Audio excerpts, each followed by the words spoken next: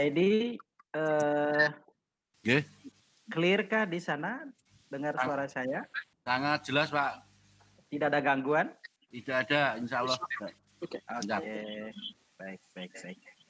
Ya, sudah lihat wajah saya sore ini? Belum. Belum? Kayaknya masih sama ya.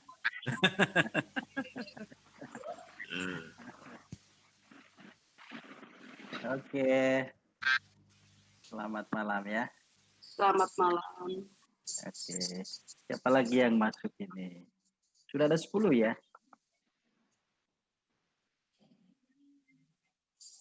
Ada 10. Ya. Apa teman yang lain nih? Lembur lagi? Ada yang sedang tahlilan, Pak. Oh gitu ya. Berapa orang?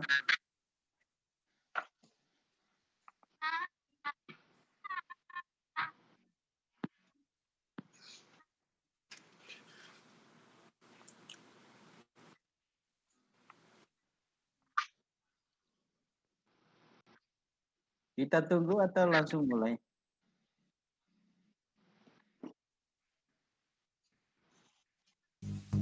Langsung aja, Pak. Sudah malam, Pak. Langsung ya? Nggih. Oke. Ya, silakan mulai direkod ya. Presentasi saya sudah kelihatan kah? Belum ya? Oke, saya langsung presentasi ya. Kelihatan? Monggo, siap. Ya, baik. Jadi proses kita tetap menggunakan pegangan ini.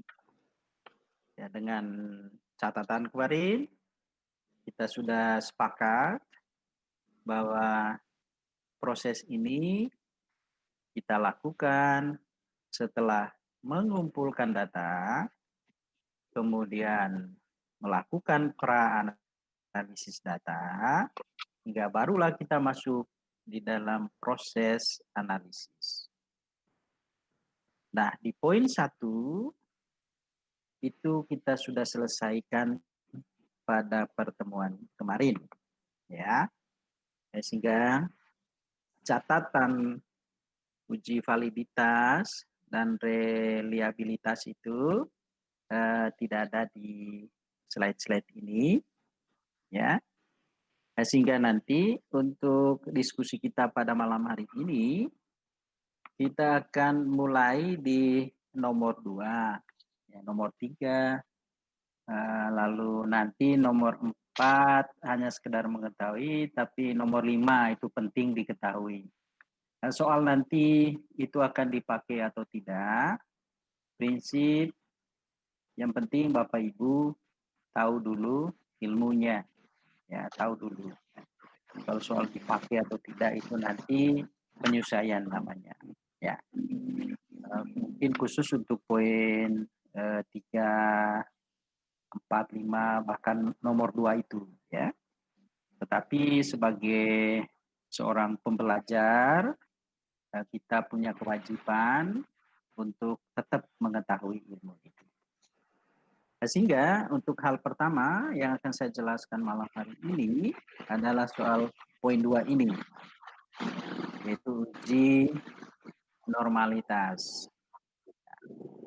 Nah, pertanyaannya, apa toh uji normalitas itu? Apa tujuannya? Ya, banyak definisi yang dijelaskan. Oke, selamat datang Bu Lili. Oke, Bu Hana, selamat datang. Ya, jadi banyak definisi, ya. Oke. Jadi banyak definisi yang menjelaskan itu, namun kita pegang saja yang ini, bahwa uji normalitas itu tujuannya adalah untuk mengetahui apakah nilai residual, ya, jadi saya kasih tanda biru di situ biar paham nanti apa sih sebenarnya itu, ya. Jadi nilai residual, lalu ada tambahan catatan lagi yang telah distandarisasi. Ya, nah, kalau Ibu Bapak mau kasih catatan kecil, ini adalah bahasa statistika, ya, bahwa distandarisasi itu adalah proses mengubah nanti, ya, ada proses mengubah dari nilai tertentu ke nilai yang lain nanti. Itu yang dimaksud dengan standarisasi itu. Tetapi apa yang diubah itu jelas di situ adalah kaitannya dengan nilai residual tadi, ya, nilai residual, ya. Oke, sebentar ada yang masuk, ya. Oke, udah lumayan, udah 15 orang, ya. Oh, Mas Christian Pak udah. Greg, Ya, selamat. maaf Pak Greg, ini kok presentasinya belum muncul ya? Oh ya, enggak sengaja. Saya mau masih menerima teman-teman yang masuk itu sebentar, ya. Ada yang baru masuk tadi. Nah, saya buka kelas, buka pintu istilahnya ini. Nah, saya keluar dulu. Oke, ini saya masuk sekarang. Kembali ke presentasi. Sudah kelihatan? Halo, sudah kelihatan? Belum, Pak. Belum Pak. Belum, Pak. Masa? Saya ulangi, ya. Berarti Belum Saya Mas. mic-nya kalau nggak dipakai matikan Bubay. Ya. Oke, saya ubah cara sharingnya, ya. Bentar ya, teman-teman.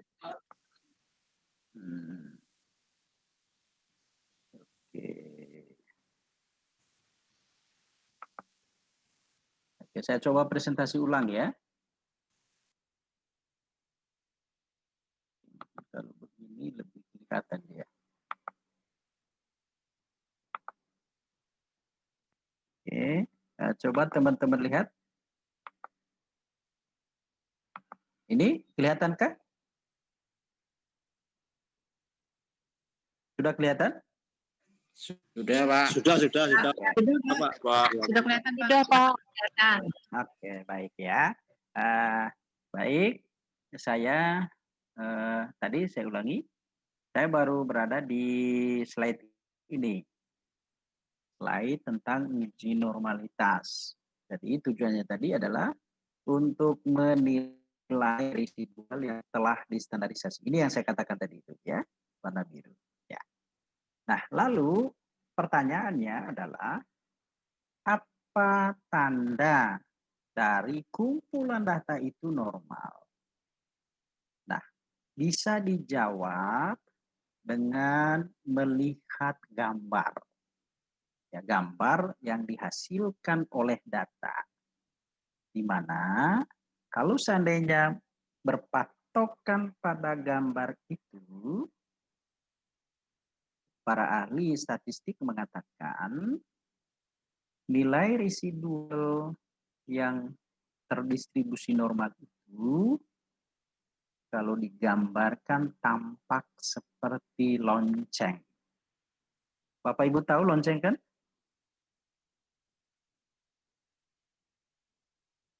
Halo, tahu lonceng, ya? Tahu Pak. Ya. Tahu, Pak. Maka bisa mempunyai bayangan lonceng itu kan simetris, ya, posisinya. Jadi dia ngumpul di tengah, tapi bawahnya nanti melebar ke samping, kiri, depan, belakang itu secara simetris. Nah, ini ilustrasi atau boleh dibilang konotasi untuk menggambarkan residual itu. Namun bagi kita agak sulit sebenarnya kalau memang hanya mau melihat gambar itu.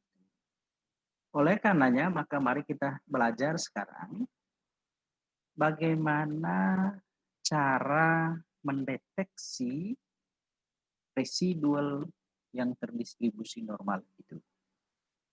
Nah, di slide ini, perhatikan yang di bawah, ya, bullet yang kedua. Saya terima masuk dulu teman yang masuk itu, ya. Ini Mas Donar, ya. Oke. Ya, selamat bergabung Mas Donar, ya. Oke. Nah, teman-teman perhatikan yang di bawah. Bahwa untuk mendeteksi ini kita punya dua cara, ya. Satu menggunakan metode grafis dan yang kedua nanti menggunakan metode statistika, ya. Oke. Oke. Yang pertama tadi metode apa Pak? Grafis. Grafis ya. Lihat yang ini. Iya, iya Pak. Oke, ya. Selamat malam, Pak. Ya, selamat Lili malam Bu hadir. Lili. Ya, silakan masuk ya. Oke, jadi ini nanti yang pertama, lalu ini yang kedua. Ya. Nah, untuk itu kita akan menggunakan data kita kemarin ya. Ada teman-teman yang sudah latihan enggak dengan data saya kemarin?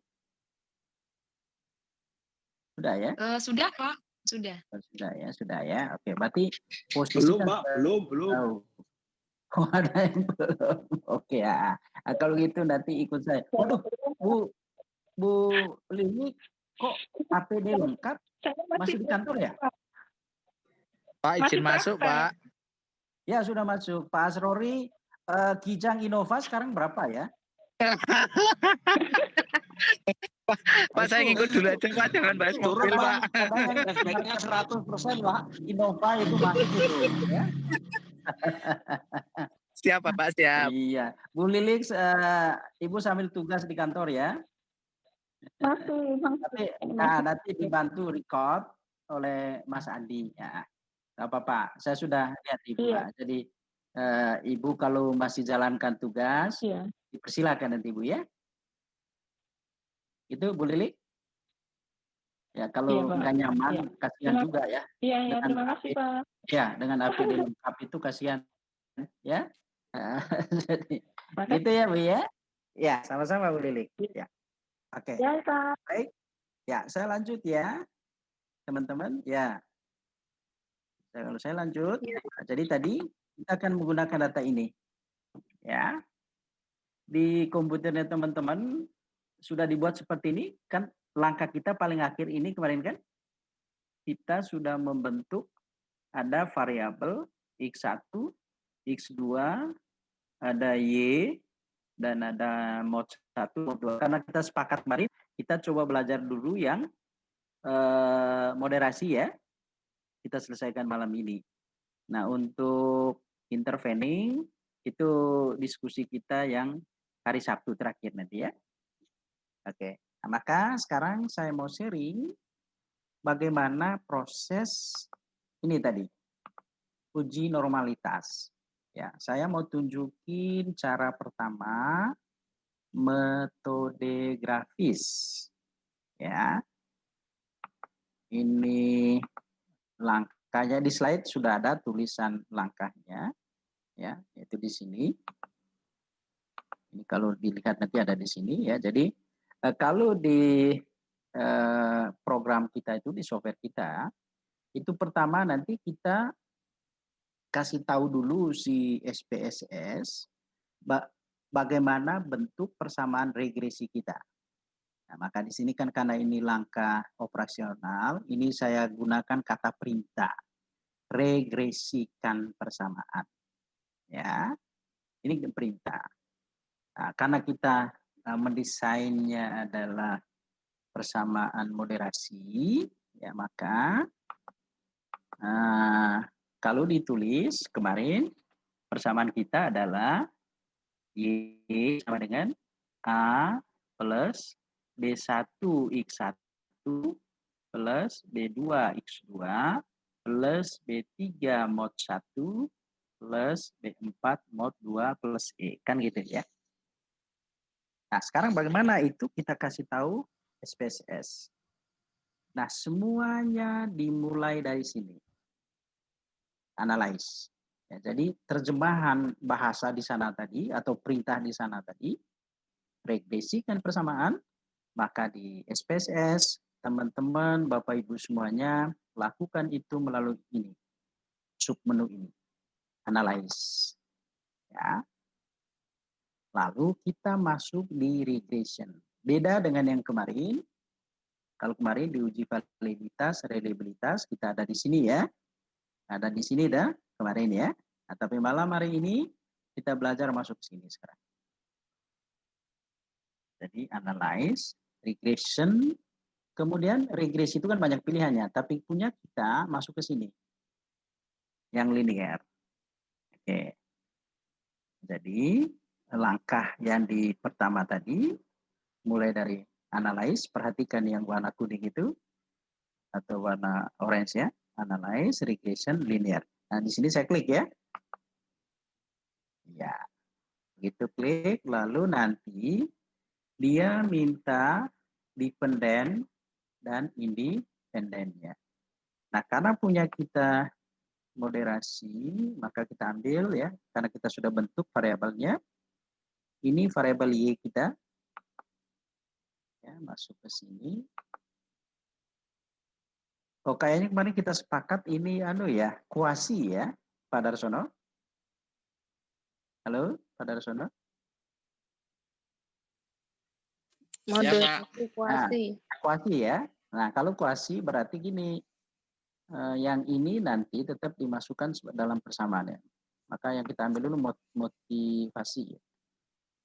Ya, motivasi, kemudian kepuasan kerja, lalu insentif ini juga masuk ya. Nah, baru moderasi masuk, moderasi 2. Oke, itu langkahnya. Jadi masukkan dependen di sini, semua independen di sini untuk regresi itu. Sebentar, ada yang masuk lagi. Bu Ida. Oke, Bu Ida, selamat datang. Ya. Oke, saya kembali ke sini. Oke, jadi tadi ini teman-teman hasil kita melalui jalur ini tadi ya. Analyze, regression, linear. Hingga kita sampai di sini. Ya.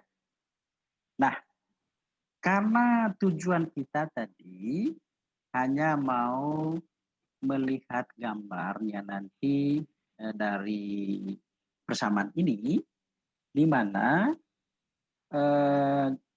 gambar yang dimaksud adalah gambar dari variabel residual.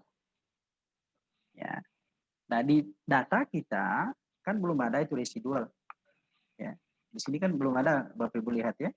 Jadi variabel kita kan hanya X1, X2, Y, mod 1, mod 2. Residualnya belum ada.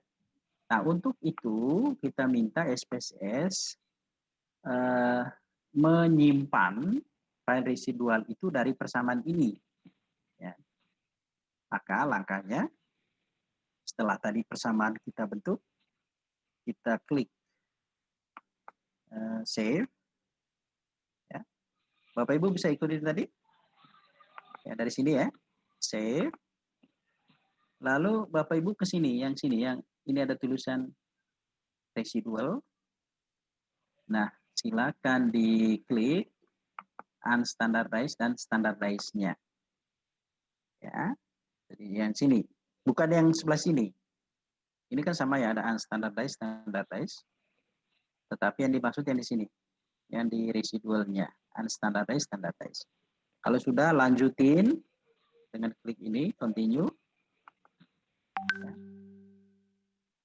Sudah itu, oke. Ya. Oke. Nah, maka, ada yang masuk lagi tadi. Siapa ini? Pak Rudi. Oke, selamat datang Pak Rudi ya. Oke. Nah, jadi dari persamaan ini tadi kita sudah berhasil menyimpan residual kita nantinya, ya, di mana tinggal kita pakai untuk analisis selanjutnya. Tapi untuk mengeluarkan grafik, ya, tadi kita kembali ke langkah 1, ya.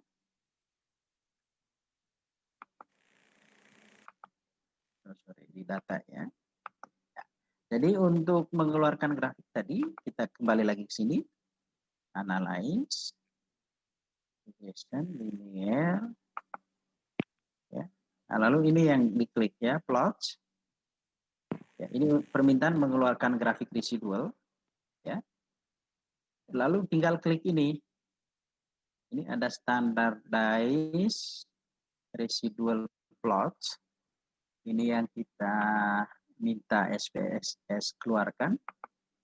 Ya, jadi mencentang itu sama dengan kita meminta. Ya, meminta dikerjakan oleh program SPSS ini. Ya. Jadi kita sudah kasih tahu apa yang diminta. Oh, histogram. dan normal probability plot. Oke, continue ya. Maka mari kita lihat. Ya. Jadi setelah Ibu Bapak lakukan oke, ya, lihat ke bawah.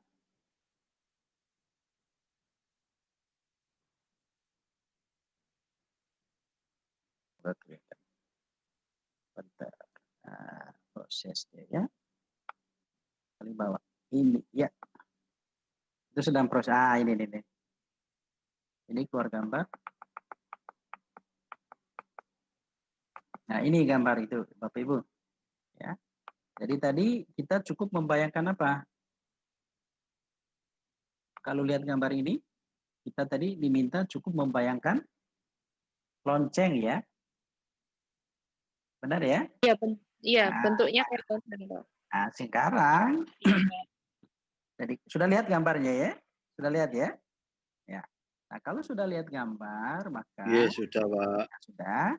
Nah, maka di kesimpulannya kan Bapak Ibu ditanya, kalau lihat gambar itu Bapak Ibu, menurut Bapak Ibu data kita residualnya sudah normal belum? Kalau lihat Pak gambar Greg, tadi. presentasinya nggak keluar lagi di tempat saya. Memang tidak saya keluarkan, Bu. Karena tadi iya, sudah iya. membayangkan ya. Sudah Oke. membayangkan. Nah, tapi kalau Ibu mau lihat, saya tunjukin lagi ya. Sebentar, ini. Ini gambar ini, Bu. Sudah punya bayangan? Iya. Ya, jadi bayangkan gambar itu, lalu Ibu Bapak bandingkan dengan lonceng. Ya. Wah, Pak Edi minumnya gelasnya besar ya. Oke, siap belajar sampai malam ya. Oke, kira-kira gambar tadi seperti lonceng dah ya? Iya, Pak. Ke bawah. Persis, Pak. Persis. Persis. Ya. Terbalik Maka mungkin kalau memang menurut Bapak Ibu sudah persis seperti lonceng, berarti kesimpulannya datanya sudah apa?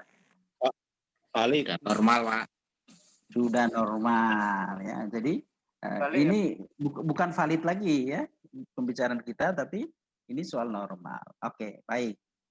Nah, Bapak Ibu mungkin benar kesimpulan kita itu ya, tapi bisa jadi salah ya, karena sebenarnya Pak agak sulit ya untuk melihat gambar itu apa benar seperti lonceng atau tidak. Nah, oleh karenanya saya mengatakan Ibu Bapak cukup tahu saja bahwa memang ada cara untuk menilai normalitas itu dengan melihat gambar. Tetapi itu tidak bisa memberikan sebuah keyakinan yang pasti bagi kita bahwa tafsiran kita itu benar.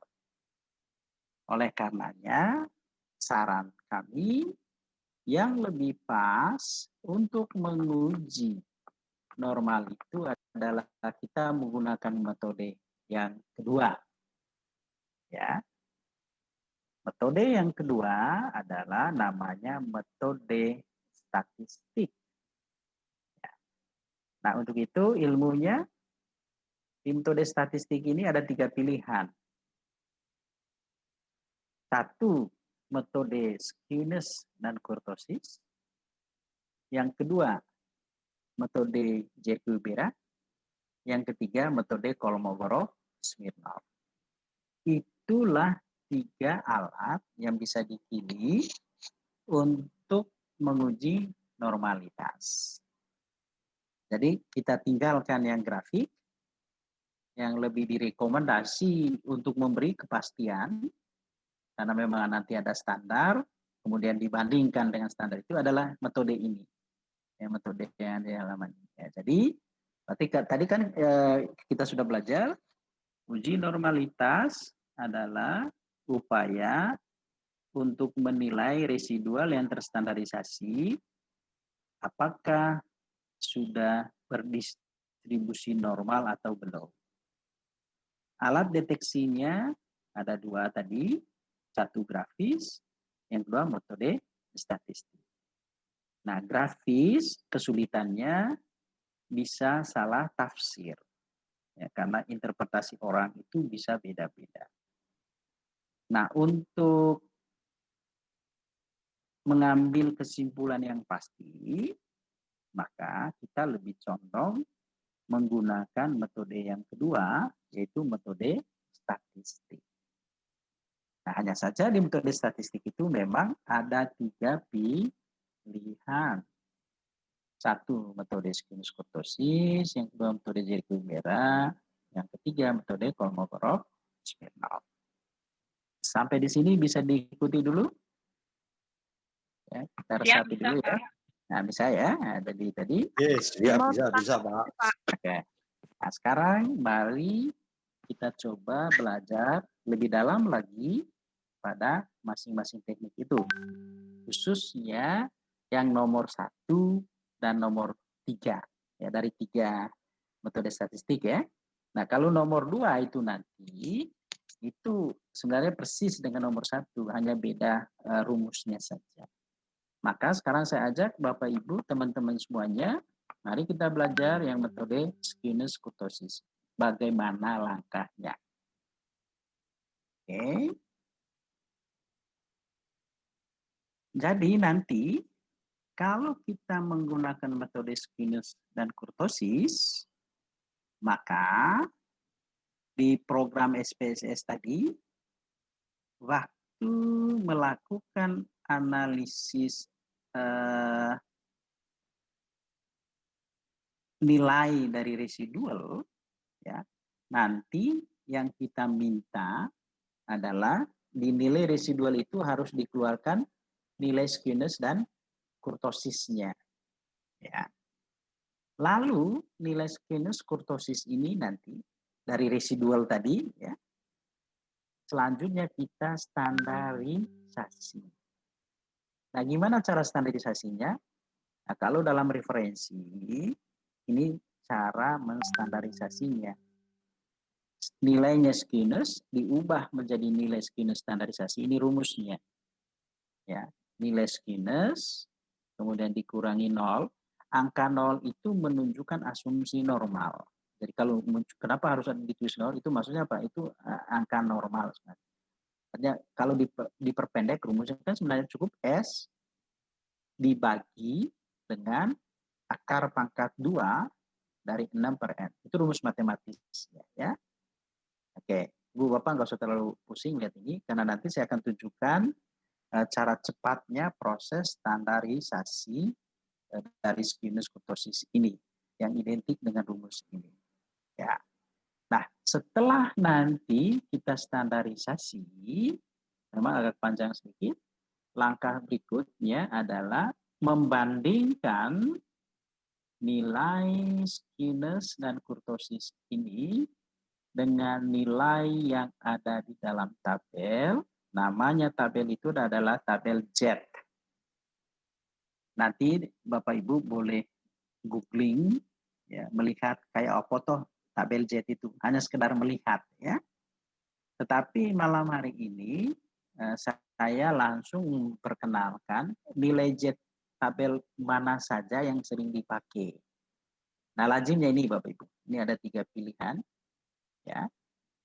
Dasarnya untuk menentukan nilai Z tabel adalah pada angka ini, 0,01 atau 0,05 atau 0,10. Bapak Ibu, teman-teman semuanya, angka-angka ini kita sebut alfa atau toleransi kesalahan. Itu, angka-angka ini. Jadi dasar untuk menentukan nilai Z tabel nanti dilihat dari alfanya. Namun lazimnya dalam riset-riset yang dilakukan saat ini, pada umumnya orang memilih alfa 5%. Jadi risiko salah itu ketika mengambil keputusan atau kesimpulan itu 5%. Berarti yakin benarnya 95%. Ini cirinya ilmu sosial. Nah, kalau kita menggunakan alfa 0,05%, maka di tabel Z ini di sana muncul angka 1,96. Ibu Bapak cukup hafal itu saja ya. Ya berarti nanti nilai squamous kurtosis kita yang kita standarisasi tadi, nanti langsung kita bandingkan dengan angka 1,96.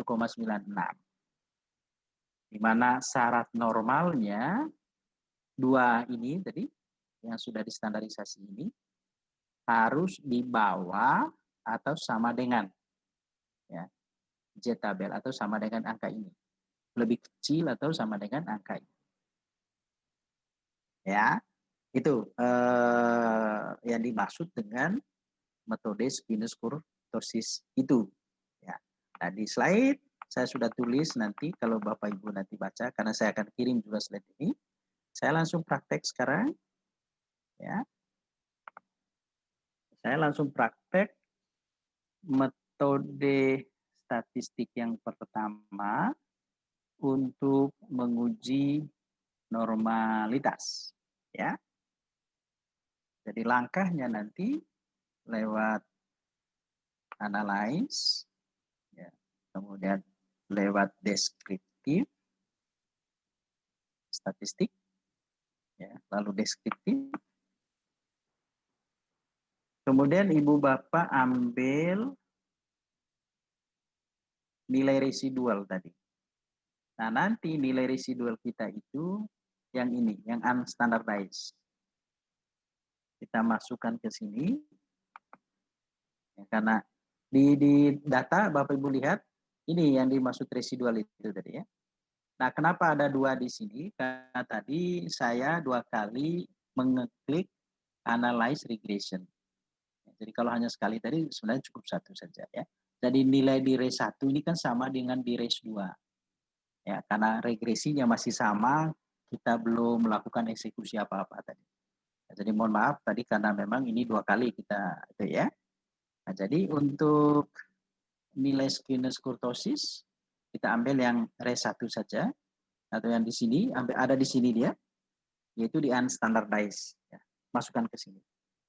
Nah, kemudian kita atur nilai yang diminta untuk dikerjakan SPSS. Nah, di sini beberapa dia sudah centang. Ya, jadi nanti dia mengeluarkan rata-ratanya, dia mengeluarkan standar deviasinya, dia mengeluarkan minimum maksimum. Nah, namun kita kan butuhnya ini, kurtosis dan squamous. Kalau belum dicentang seperti ini, maka nilai itu nanti tidak keluar. Nah, supaya keluar, ini kita centang. Ini tinggal diarahkan kursor, lalu ini di klik ya, dicentang gitu ya. Nah, ini hanya untuk efisiensi tabel output. Ini lazimnya ini saya hilangkan.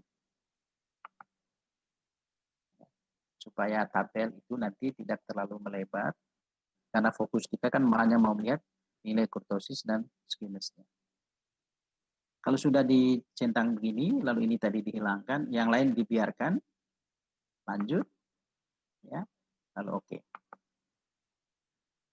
Ya, Bapak Ibu, ini kan kebetulan output kita saya gabung dengan output kemarin, karena saya simpan output yang kemarin itu. Sehingga kalau dicek di file ini, di output ini, pekerjaan kita yang kemarin itu masih ada di sini. Ya. Ini kan kemarin pekerjaan apa ini? Yang ini kemarin? Reliabilitas dengan Reliabilitas. Ya, ya. Jadi ini kan kemarin kan pekerjaan awal kita dianalisis validitas dan reliabilitas. Jadi masih ada filenya karena saya simpan. Kalau kita tidak simpan, ya outputnya tadi langsung saja dimulai dari ketika kita bekerja di sini tadi di mana tadi di sini ya. Oh tadi di regression tadi kan. Paling dia keluar seperti ini. Tapi untuk squamous kurtosis yang ini dulu Bapak Ibu ya. Oke, jadi saya kembali ke sini. Jadi tadi diuji normalitas metode squamous kurtosis yang kita butuhkan angkanya squamous dan angkanya kurtosis. Saya kembali ke slide sebentar. Karena nilai skewness kurtosis kan kita sudah punya. Ini nilainya. Yang di statistik ini ya Bapak Ibu ya. Ini minus 0,427 dan yang ini minus 0,012. Ini kita sebut nilai skewness kurtosis. Tapi di slide tadi, ya, di slide tadi dia katakan kita standarisasi dulu ini. Ya, di standarisasi atau di pertama tadi kita jadi nilai skewness dan kurtosis yang sudah dikeluarkan tadi lewat langkah SPSS itu selanjutnya di standarisasi. Nah, tadi rumus standarisasi kan ini. Ya. Jadi kalau Bapak Ibu mau menggunakan langkah ini berarti nanti nilai skewness tadi dibagi dengan akar pangkat 2 dari 6 dibagi dengan jumlah data. Nah, mari kita lihat. Ya. Jumlah data kita 139. Berarti tadi ada nilai yang 6 dibagi 139 ya. 6 dibagi 139 lalu diambil akar. Ya, kemudian tadi angka ini dibagi dengan akar pangkat 2 dari 6. Nah, langkah itu kan agak ribet. Ya. Maka untuk langkah cepatnya, langkah standarisasi nanti boleh dicatat. Kalau mau menggunakan metode ini, langkah cepatnya adalah angka statistik ini, ya, Ibu Bapak langsung bagi dengan standar errornya. Paham Ibu Bapak? Ya, jadi untuk mengganti rumus yang panjang ini, ya rumus yang panjang ini, ya kita ganti dengan rumus cepat bahwa standarisasinya skewness adalah statistik dibagi standar error. Demikian pun kurtosis nanti statistik dibagi standar error. Oke, maka tolong dicatat dulu angkanya statistik 0,427, standar errornya 0,206, itu untuk skewness. Lalu untuk kurtosis, statistiknya minus 0,012 dan standar errornya 0,408. Nah, saya minta tolong Ibu Bapak masing-masing coba membagi ini dengan ini dengan ini.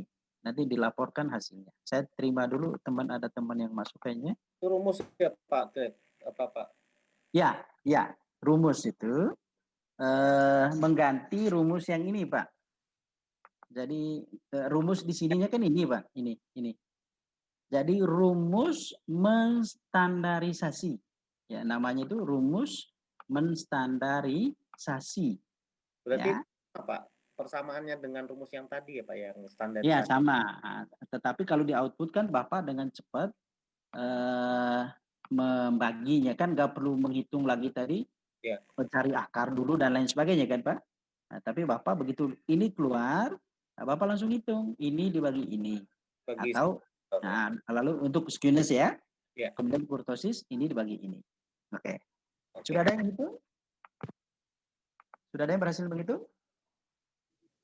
Pak Dar biasanya cepat itu Pak Dar. Ya Pak, Pak Edi juga kayaknya sudah mesam-mesam itu. Bu Lili? Pak Edi sudah itu Pak.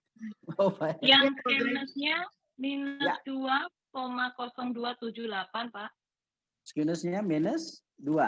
2, ya, 0,0278. Ya. Lalu kurtosis? Kurtosisnya minus 0 ya. 0,0294 ya. Oke. Langsung Bu Lilin dibantu. Ibu sudah punya angka skewness standarisasi. Maka apa kesimpulan Ibu terhadap uji normalitasnya? Bentar Pak, bisa ke slide-nya yang itu enggak? Oke, saya kembali ke slide ya. Teman-teman tadi sudah dengar angka dari Bu Lilin. Coba diulangi lagi Bu Lilin, biar teman-teman mencatat yang tidak sempat menghitung tadi. Karena ada yang lagi nyetir mungkin ya. Gitu ya. Untuk angkanya skewness berapa? Minus 2. Ya. 0,278. Ya. Untuk kurtosisnya di angka minus 0,0294. Oke. Itu ya. Lalu sekarang ini slide-nya.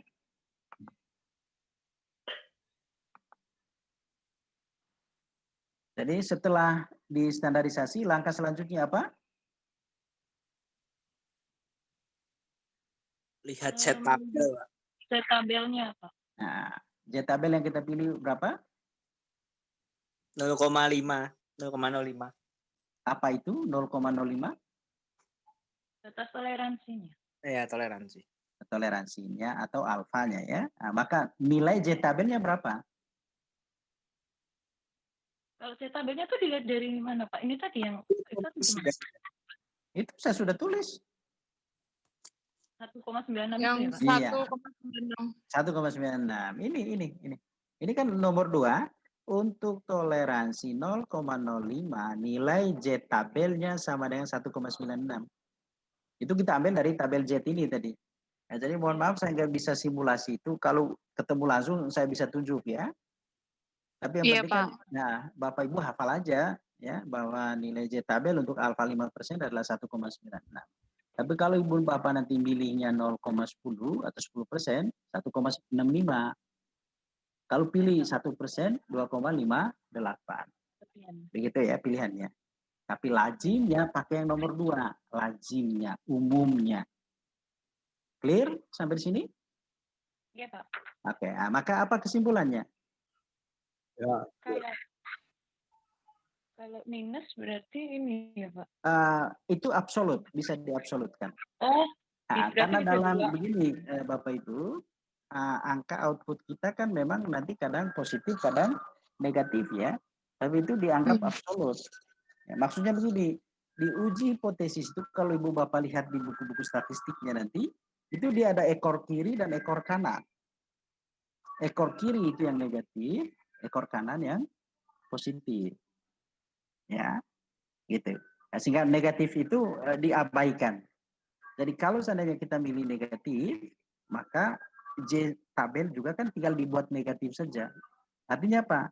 1,96 itu di dua sisi, ada yang minus 1,96 sebelah kiri, dan ada yang positif 1,96 di sebelah kanan. Gitu sebenarnya. Maka diabsolutkan saja. Ya, jadi bandingkan angka 2 itu dengan angka 1,96. Maka apa kesimpulannya? Tidak normal. Iya, kan jelas di sini ya. Jika J-cube dan J-core lebih kecil sama dengan J-tabel. Kalau J-core tadi kan 0, sudah di bawah 1,96 ya. Iya. Tetapi skewness-nya masih di atas 1,96. Nah, sehingga kesimpulannya data kita belum normal. Oh, itu belum normal. Gitu ya. Data kita belum normal. Itu dulu.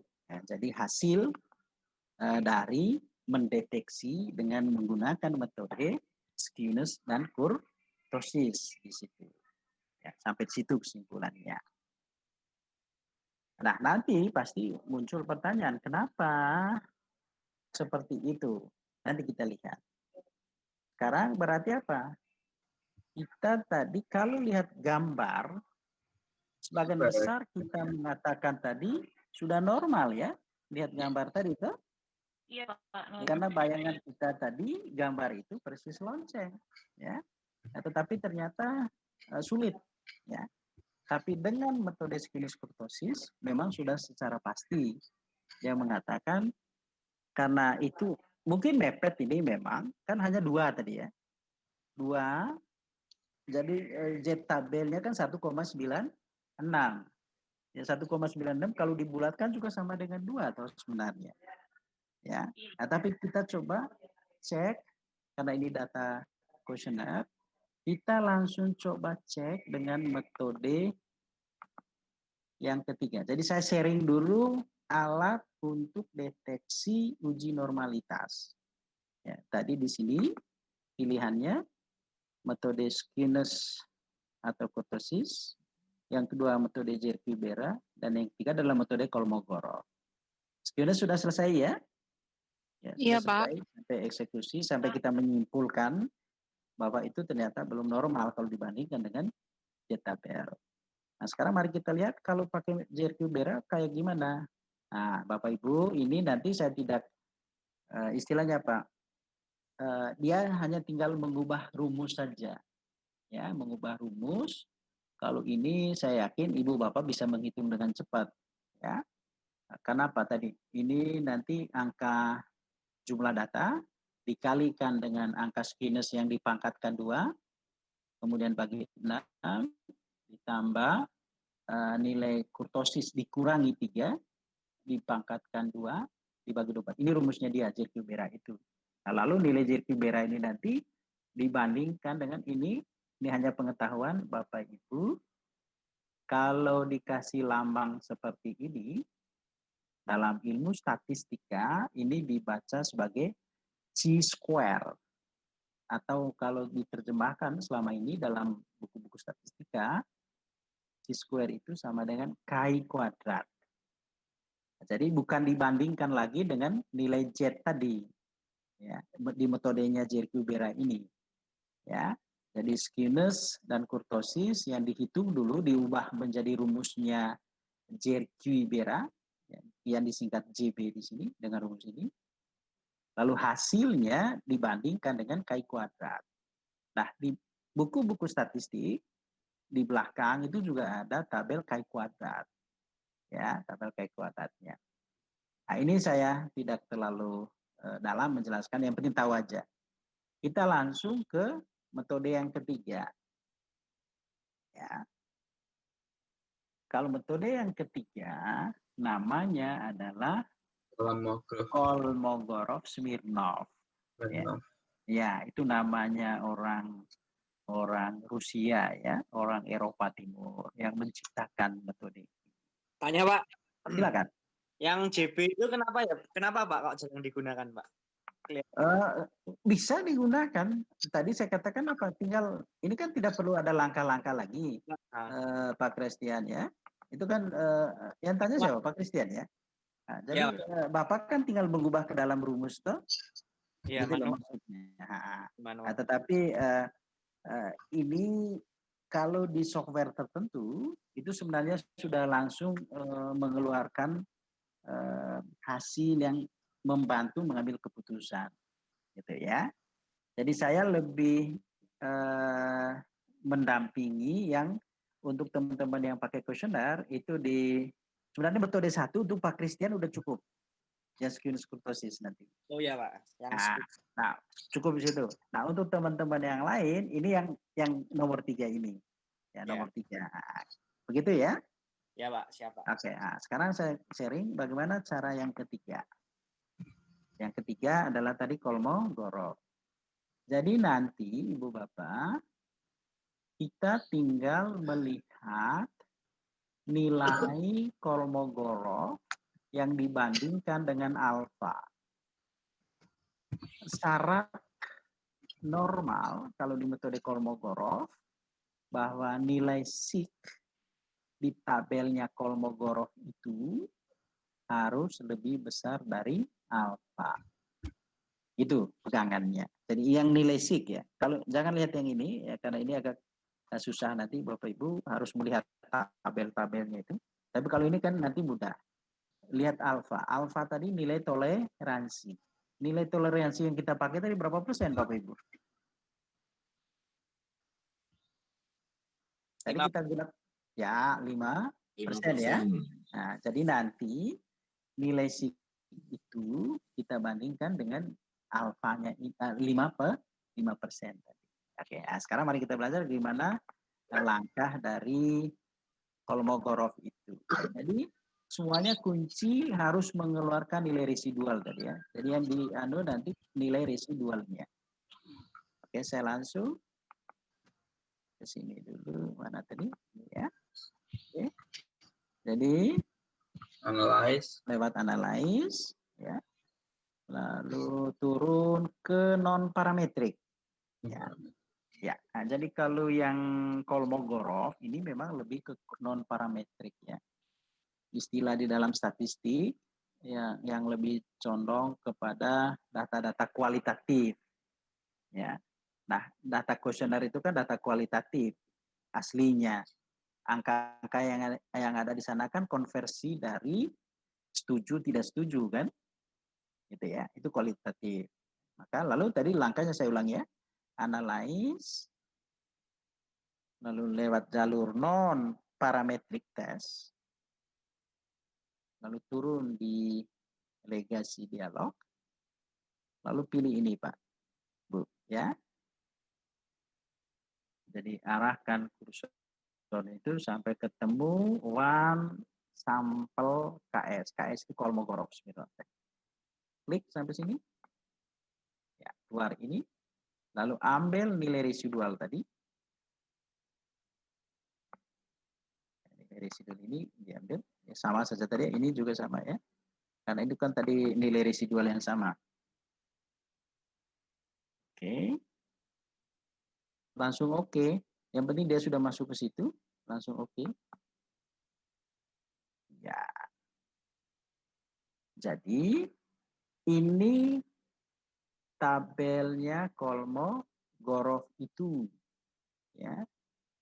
Nah, angka SIK tadi, kan di slide tadi SIK ya, perhatikan dulu slide.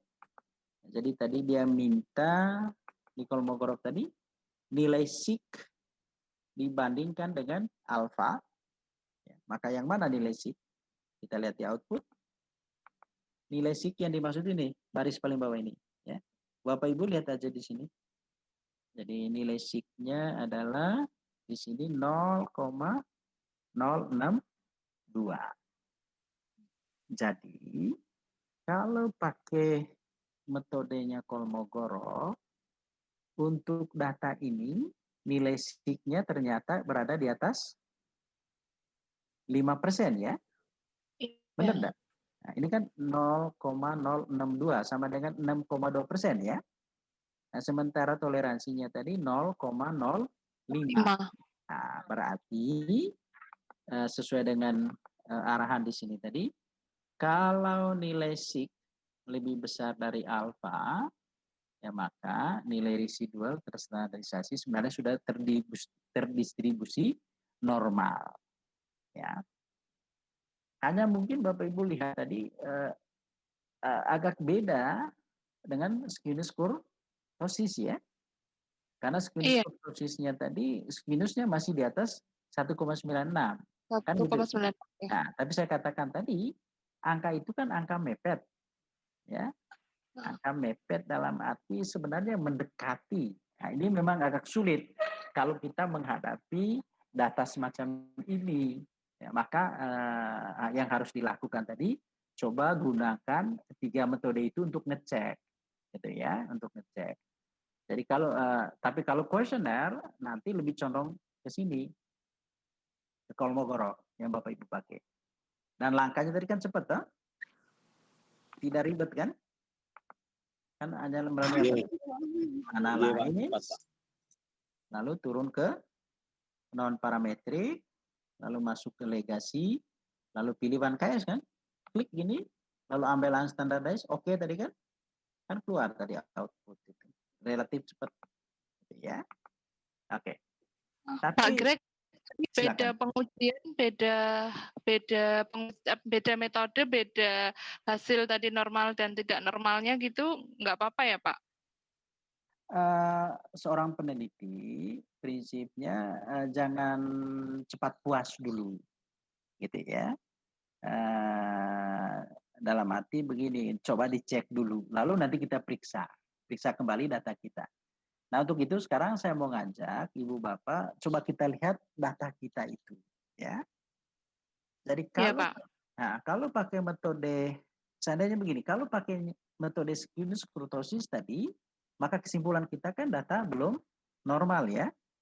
Iya Pak. Gitu ya. Nah, maka pertanyaannya, Pak, Bu, kalau data belum normal, itu apa penyebabnya?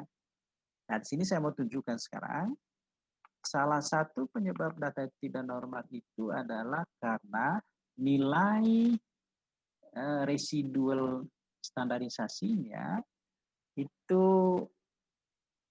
ada yang nilainya di atas 1,96. Tetapi bahasa umumnya sebenarnya begini, kalau data itu tidak normal, itu karena ada outlier. Istilah outlier sudah pernah didengar? Apakah istilah baru? Belum, Pak. Masih baru. Istilah outlier itu, Bapak Ibu, itu adalah istilah yang menyatakan bahwa ada data, ya dari sekian banyak data tadi, data kita tadi kan sekitar 139 ya. Ya. Jadi dari 139 data itu ada yang sangat jauh nilainya dari rata-ratanya, tapi ada yang jauh besar dan jauh kecil gitu maksud. Itu yang disebut outlier, sangat beda. Ya, beda dengan yang lainnya. Bisa ditangkap maksudnya outlier? Jadi data outlier adalah data yang nilainya sangat jauh berbeda dengan rata-rata nilai yang lain, yang sebagian besar gitu ya. Nah, sekarang mari kita belajar bagaimana ngecek data outlier itu. Nah, untuk di SPSS, ngecek data outlier itu di sini Bapak Ibu. Yang dicari nanti angka yang di atas 2. Ya. Nah, untuk memudahkan kita urutkan datanya ini dengan cara begini. Ini di blok. Ya, tadi kalau di kursor di sini kan klik kiri ya. Di blok baru klik kanan. Klik kanan di sini ya, sehingga keluar di sini pilihan sort. Nah, lalu kita pilih sort descending. Kita urutkan. Ya. Nah, Bapak Ibu, di sini sebenarnya apa? Ada satu data dari kuesioner itu yang nilai J3E-nya jauh di atas 1,96. Ini. Kalau yang lain kan di bawah 1,96 ya. Ini yang disebut outlier itu sebenarnya. Atau kita lihat di yang minus. Di bawah juga dicek nanti ya.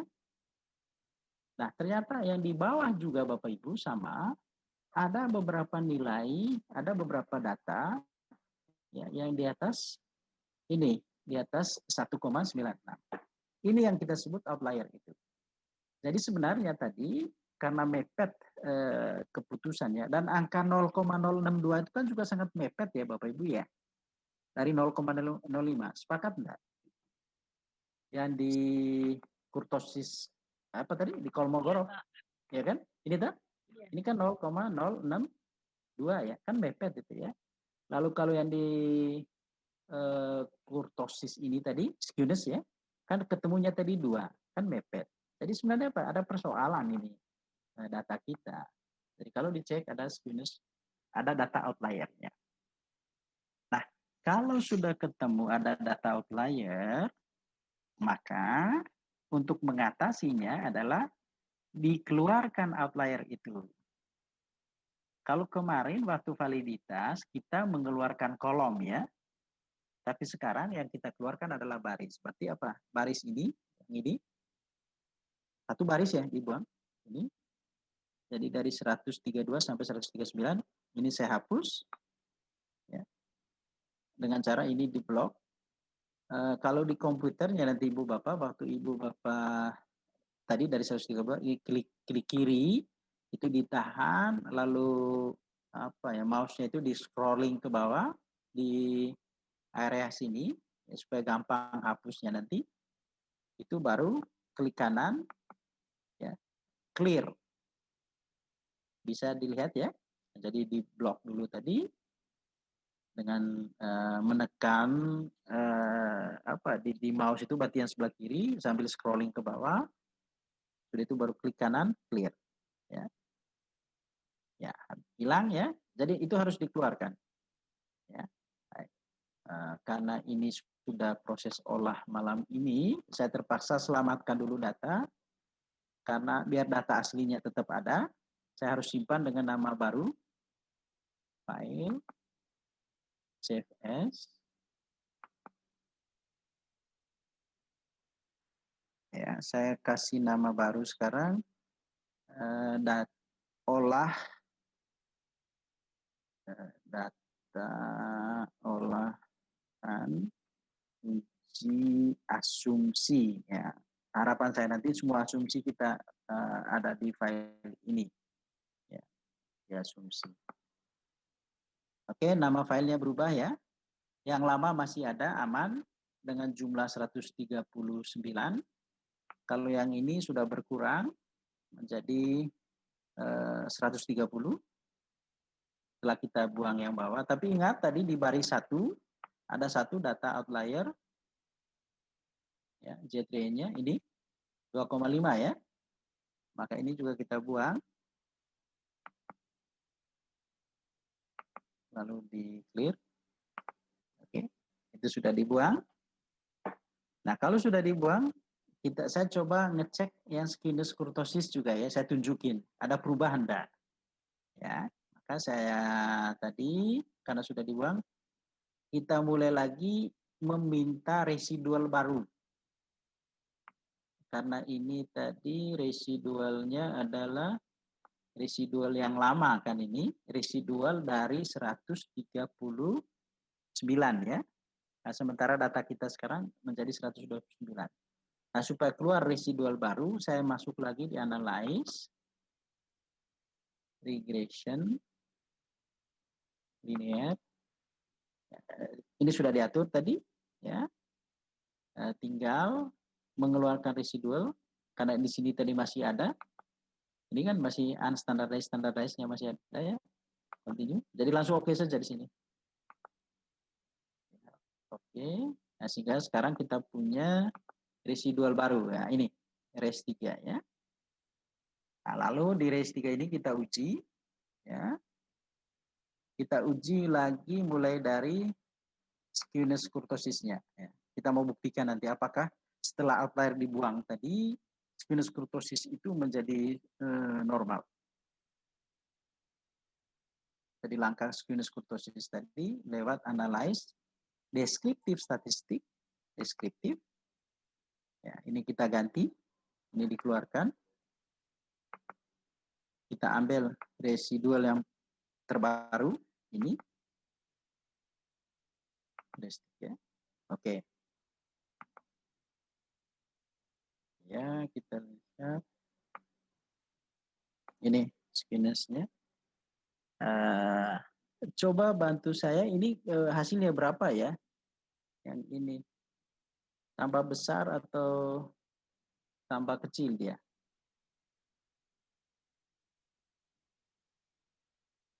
Nah, kalau mau pakai kalkulator, berarti di sini kan ada kalkulator ya. Ada kalkulator saya mana? Oh ini.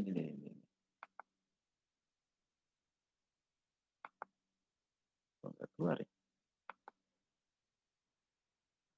Kok nggak keluar kalkulatorku?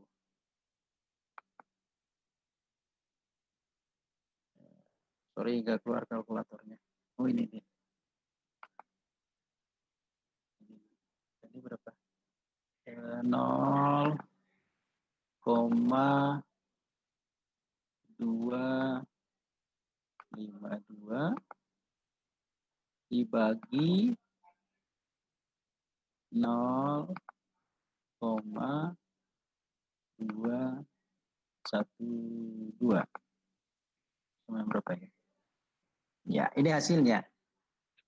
Jadi setelah dibuang outlier tadi, nilai squamous standarisasi menjadi 1,19 ya. Dibulatkan saja. 1,19. Nah, kurtosisnya ini 0,7. 0,7 jadinya. Oke, berarti 0,309 dibagi 0,422. Jadinya berapa? 0,73 ya. Oke, maka kalau pakai itu apa kesimpulannya?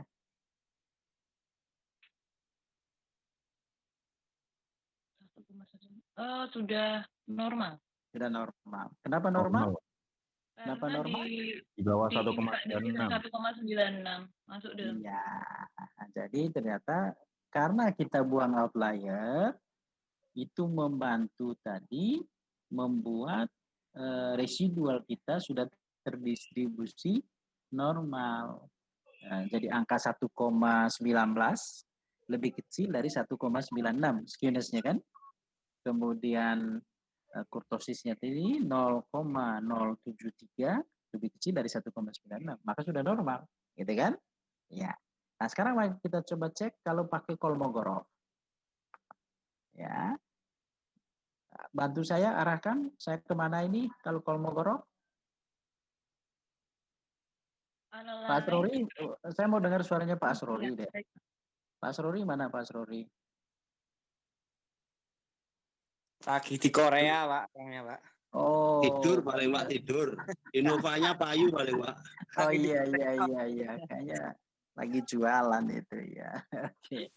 Nggak ada matinya, Pak. Siapa yang mau bantu? Bantu saya, arahkan saya mau uji Kolmogorov.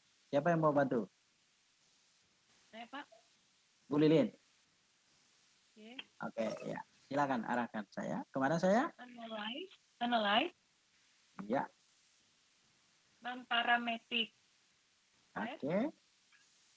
Kemudian legacy dialog. Oke. Ini ya, hati-hati menggerakkannya. Kemudian kita cari yang satu samples K2S. ini ya. Ya. Klik ya. Oke. Ini dikeluarkan yang lama. Ambil yang baru ya, Pak. Yang baru. Yang di bawah. Unstandardized.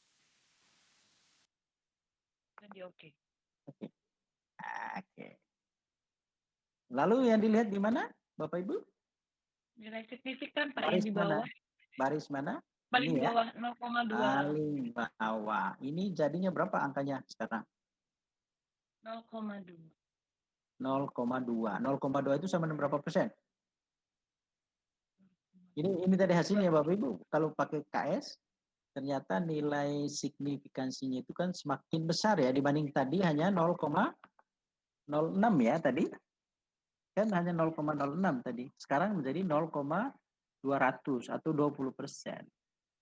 Artinya apa? Semakin jauh di atas 5%. Nah, kalau seperti itu apa kesimpulannya? Semakin terdistribusi dengan normal. Ya, maka semakin normal, Pak. Ya, sudah normal. Ya, itu saja. Normal, sudah normal. Jadi baik di skinus maupun kurtosis. Tapi apa yang mau kita pelajari tadi dari proses itu?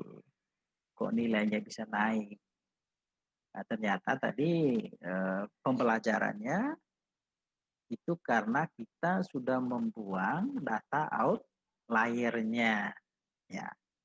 Maka moga-moga dengan membuang outlier itu juga membantu untuk menguji asumsi yang lain nantinya. Oke, jadi saya sudah selesai menjelaskan normalitas. Ada yang masih bingung kah? Saya, Pak. Siapa itu? Pak Rudi. Ya, gimana Pak Rudi? Itu yang dari analis itu yang tadi kok diklik 2 kali itu maksudnya gimana, Pak? Oh, tadi regresi.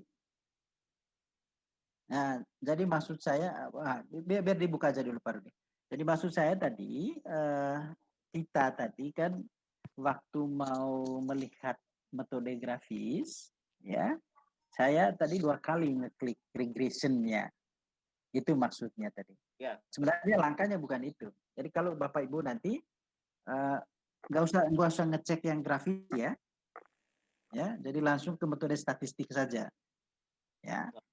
Nah, jadi kalau yang pakai kuesioner untuk uji normalitas, langsung pakai metode yang ketiga. Kolmogorov. Ya. Kalau Pak Christian, karena dia data sekunder, nanti pakai metode yang pertama. Yang skinus kurtosis. Gitu ya. Di situ ya, Pak. Ya. Gimana Pak Chris? Ya, Pak, siap. Nah, jadi kita pakainya ya, tapi begini, tadi kan kenapa saya perkenalkan semua, karena misi kita kan misi belajar juga, toh? Betul, Pak. Ya, jadi semua tahu dulu, kan gitu prosesnya tadi. Nah, setelah tahu sampai eksekusi tadi, sekarang mari kita lihat apa penggunaannya. Ya, jadi di penggunaannya untuk data keuangan direkomendasikan lebih ke squamous kurtosis. Ya. Ya. Tapi kalau yang Bapak Ibu pakai kuesioner, direkomendasikan pakai Kolmogorov Smirnov. Clear Bapak Ibu? Iya, Pak. Makasih Pak Iya. Greg. Oke. Pak. Iya. Ada lagi yang bertanya soal normalitas? Saya kira nggak terlalu berat ya. Kan nanti di slide itu jelas kok langkah-langkahnya ya. Jadi Kalau setelah Pak ini kan jelas praktek sendiri. Jelas Pak, benar-benar jelas Pak. Gimana? Kalau Pak Greg yang ngasih penjelasan jelas sekali Pak. Waduh, nanti saya jatuh loh. Ya terima kasih kalau memang apa ya bisa Tapi ditangkap. kalau nyoba sendiri nggak bisa, Pak. Kalau saya mungkin di ini Pak yang outlier-nya itu tadi Pak Greg yang masih agak gimana gitu. Oh gitu. Angka Soal outlier ya. Oke, baik. Itu iya. Oke, nggak apa-apa agak lama kita malam ini ya. Nggak apa-apa ya. Halo? Nggak apa-apa Pak. Ya, Pak. Kalau Tapi jangan sampai tengah malam ya Pak. Ya jangan, enggak sampai tengah malam. Dalam arti saya mau coba dari awal lagi melihat yang outlier tadi. Saya tutup dulu data yang ini, saya coba pakai lagi data yang tadi ya. Data awal. Ya. Nah, oke, baik ya, saya coba kembali. Ini saya tutup, ini kan sudah olahan asumsi tadi. Ini saya tutup dulu sementara. Yes.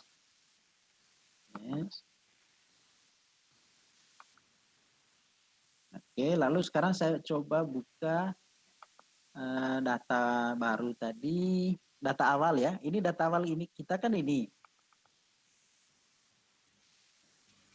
Yang uji validitas Ya, iya. Maksud saya di data awal ini hasil uji validitas kita kemarin, yang penting kan sudah valid ya, sudah reliable kan. Nah, tetapi belum ngecek normalitasnya. Ini sekarang saya coba tunjukkan fokus di Kolmogorov Smirnov ya. Fokus di Kolmogorov Smirnov. Ingat, begitu data ini saya buka kembali, jelas di dalamnya belum ada nilai residual. Dan ini yang menjadi pertanyaan Pak Rudi tadi. Ya, Pak Rudi nanti bisa memperhatikan yang saya maksud tadi klik 2 kali itu, Pak. Jadi begini, di sini kan gini ya, ini masih kosong ini data kita. Ini belum ada nilai residualnya. Nah, untuk mengeluarkan nilai residual, langkahnya harus melalui regresi dulu sesuai dengan persamaan kita tadi. Maka lihat ini sekarang karena ini persamaannya moderasi, kuasi moderasi, maka kita set langsung di kuasi moderasi itu. Jadi langkah saya baru mau meminta nilai residual. Nanti keluar di sini nilai residual itu di sini. Ya, Bapak Ibu nanti perhatikan. Oke, saya langsung ya. Lalu catatan lagi. Tadi jumlah data kita coba lihat di bawah, ke bawah. Itu ada 139 ya aslinya.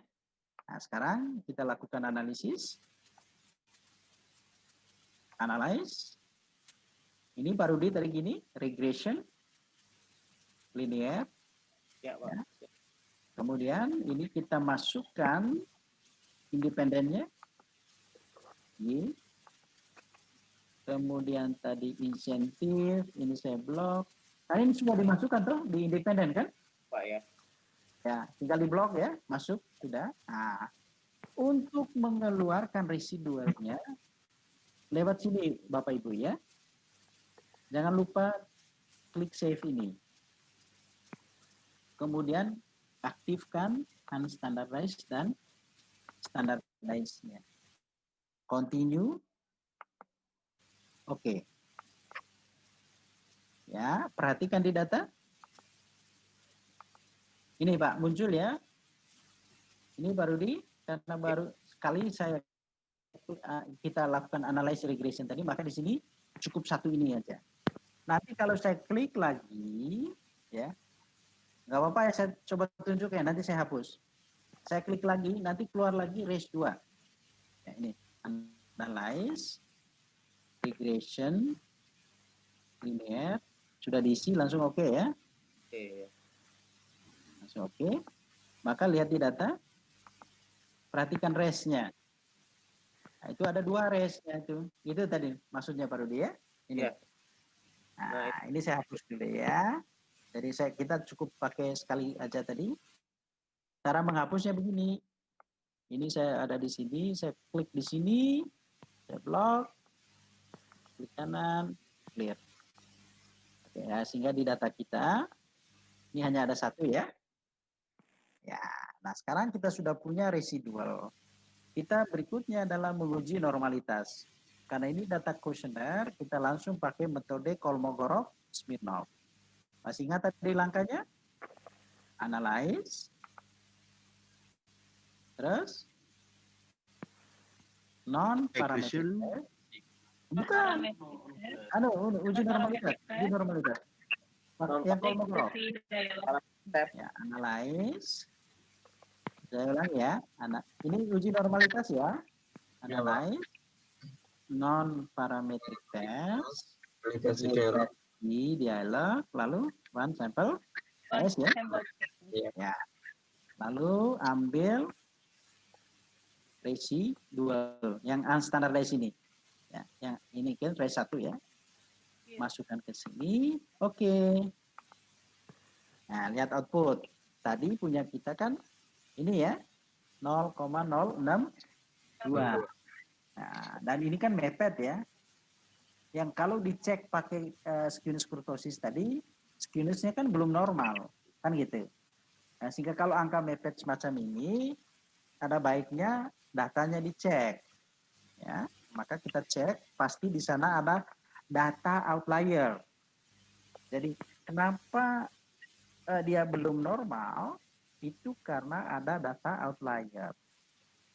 Apa itu data outlier? Itu data yang nilainya jauh berbeda dari yang lainnya. Cara deteksinya bagaimana? Kalau di SPSS, lihat di Z-RE. Clear sampai sini, Bu Lili?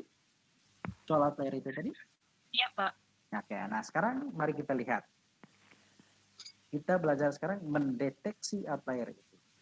Langkahnya, pertama blok di sini Bapak Ibu ya. Ini Bapak Ibu blok. Diklik di atas ini. Ya, klik kiri. Sudah itu klik kanan. Pilih sort descending. Diurutkan dari yang terbesar ke terkecil. Jadi dia nanti dari yang positif ke negatif. Ya. Ini di sort. Nah ini ketemu 1. Ini data outlier. Yaitu data yang nilainya kalau di Z-RE kuncinya lebih besar dari 1,96. Karena tadi kita menggunakan Z tabel normal 1,96. Berarti ini. Ya, maka ini 1 ini harus dibuang. Tapi pasti tidak hanya 1. Di bawah juga ada. Untuk itu Ibu Bapak ngecek juga di yang negatif. Nah ini ketemu. Ini ada yang 2 persis. Ada yang sampai dengan 2,44. Sampai sini sudah ketemu ya data outliernya. Nah lalu pertanyaannya, diapakan data outlier itu? Jawabnya, dikeluarkan dari kumpulan data yang sedang kita analisis. Gimana cara mengeluarkannya? Dihapus saja. Ya, cara menghapusnya gitu. Ini di blok. Ya, diklik di sini ya, Bapak Ibu ya, di baris ini ya. Ini 132. Ini di blok ke bawah tadi. Dengan kemudian klik kanan, clear. Oke, sudah. Baris 1 belum dibuang tadi. Ya, kan 2,5 tadi ya. Ini 2,5 kan? Nah, ini juga dibuang. Ya, klik di sini. Klik kanan. Clear. Ya. Oke. Nah, maka sebenarnya Bapak Ibu juga bisa langsung cek di sini ya, analyze di sini. Coba analyze langsung di non parametric test tadi, ya legacy 1KS. Ya, ini langsung ngecek lagi unstandardized ini, tetapi dengan jumlah yang sudah berkurang. Apakah ada perubahan? Ya, ini ternyata naik dia. Tapi ingat, ini tadi masih residual yang sama dengan ini.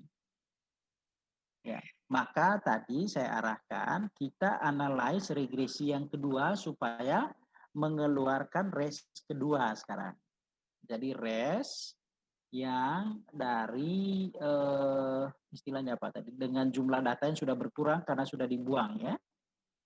Ya, untuk itu tinggal begini langkah supaya keluar res 2-nya. Analyze regression linear tadi.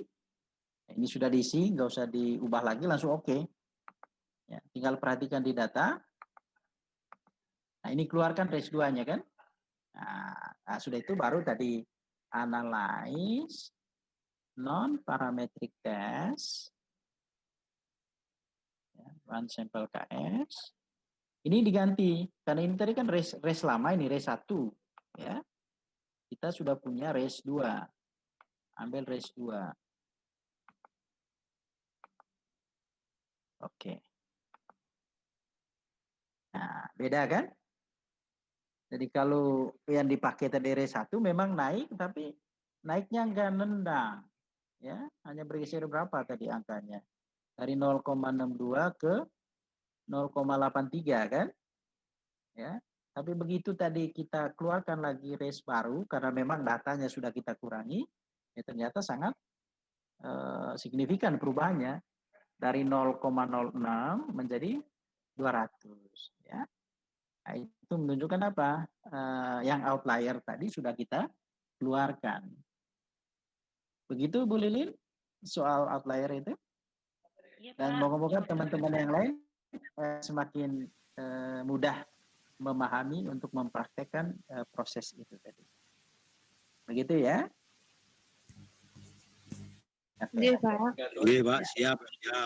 Nah, sekarang kita bergeser ke asumsi berikutnya. Ya, khususnya untuk data outlier ya. Data questionnaire. Nah, lazimnya nanti Bapak Ibu juga mungkin akan diarahkan untuk ngecek heteroskedastisitasnya. Ya, seperti di slide. Di slide itu ada uji hetero. Mana? Ini Bapak Ibu, yang ini, yang nomor 5. Ya. Nomor 3 saya tinggal dulu. Nomor 4, kalau di kuesioner itu tidak penting untuk dicek. Tapi kalau Pak Christian, ini sangat penting untuk dicek.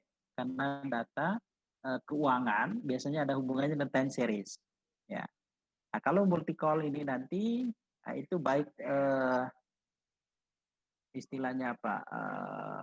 Kalau nanti moderasi itu kita harus lihat multi-call-nya.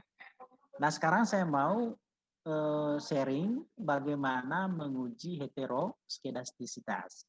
Untuk itu nanti Bapak Ibu baca di slide itu ada di halaman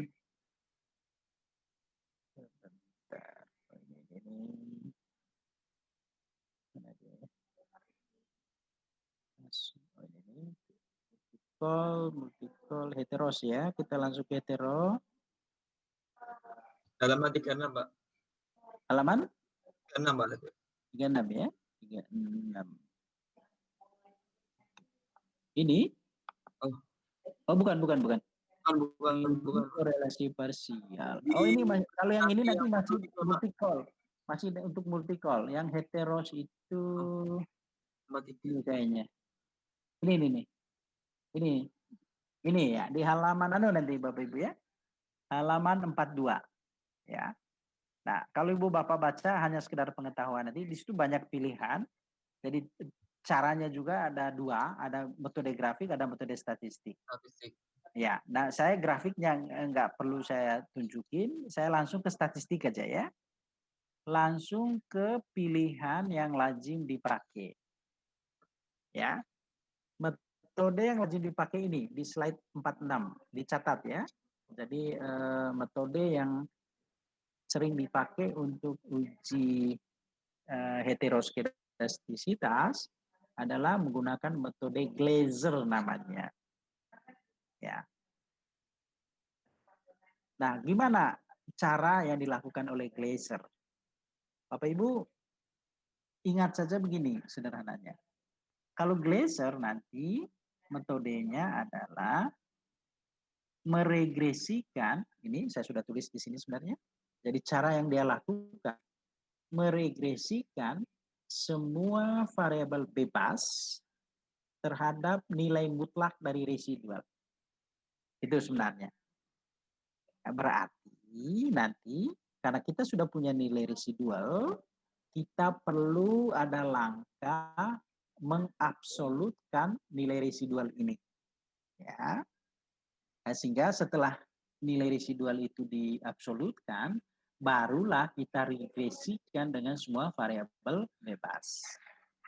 Mudah tidak ditangkap ini metodenya Glaser, Bapak Ibu? Jadi ingat saja bahwa untuk uji heteroskedastisitas yang paling sering dipakai adalah metode Glaser.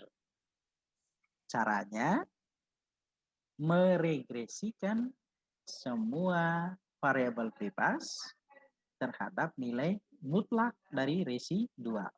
Yang kalau ditulis dengan persamaan seperti ini, absolut itu kan ini. Ya. Apa yang dimaksud dengan absolut?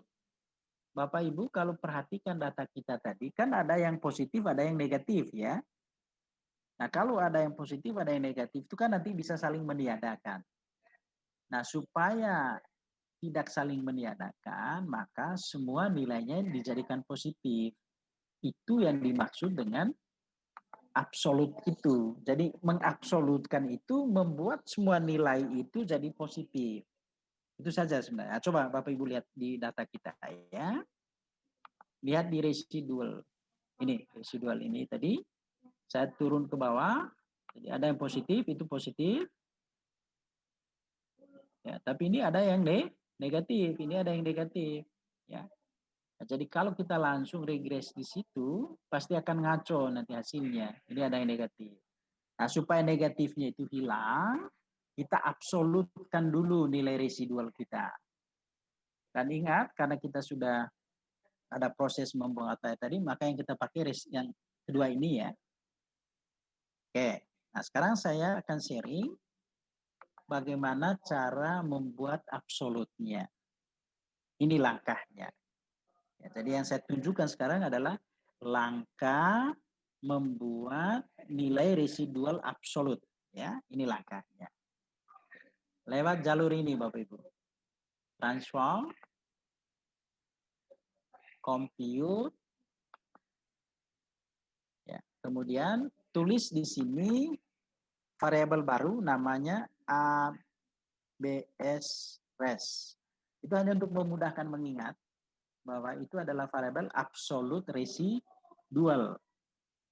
Ya, isinya nanti di sini variabel ini yang kita tulis ini kan variabel baru. Nanti muncul di sini dia. Ya, ABRES namanya. Nah, isinya gimana? Isinya kita buat rumus itu berasal dari ABS, ya, perintah absolut, ya, dalam kurung, ambil resnya tadi.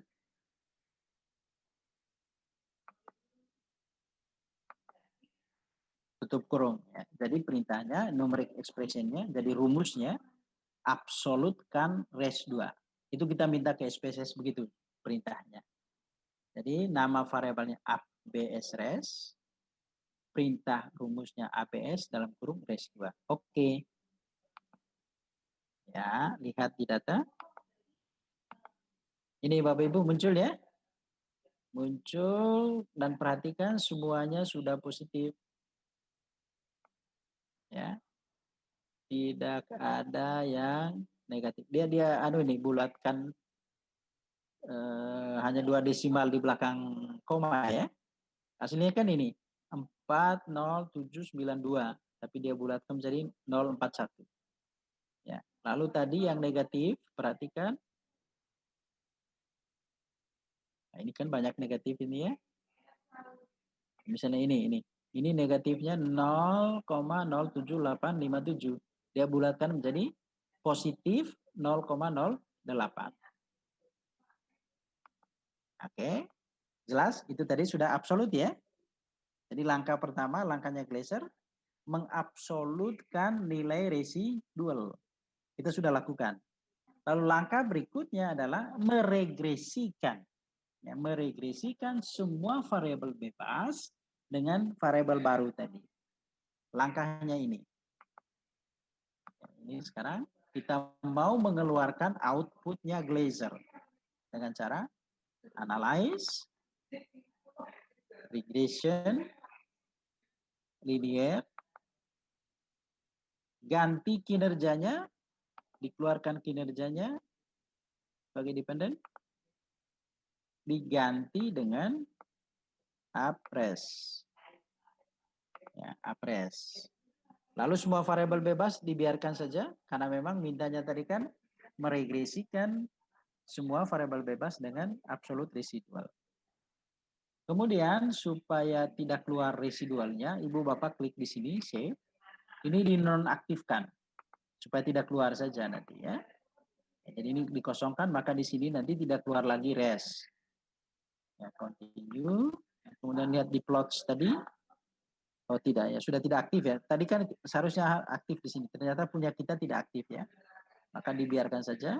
Ya, kita langsung lihat hasilnya nanti ya. Jadi kalau mau dibatasi sebenarnya kepentingan kita nanti hanya mau melihat estimates-nya. Maka model fit-nya boleh dihilangkan. Makanya untuk di Glaser itu yang dikeluarkan nanti koefisiennya. Continue ya. Langsung oke. Ya, kita lihat hasil. Ini langsung hasilnya si Glaser itu ya. Ini hasilnya. Lalu nanti untuk mengambil keputusan apakah data kita ini bebas dari masalah heteroskedastisitas, maka yang Ibu Bapak lihat di sini, di kolom SIG. Ya, di kolom SIG ini dicek, perhatikan angka-angka itu kalau bebas heteros, syaratnya nanti angka di sini lebih besar dari 0,05, ya, lebih besar sama dengan ya 0,05. Bagaimana dengan data kita? Perhatikan di situ. Apakah semuanya sudah di atas 0,05?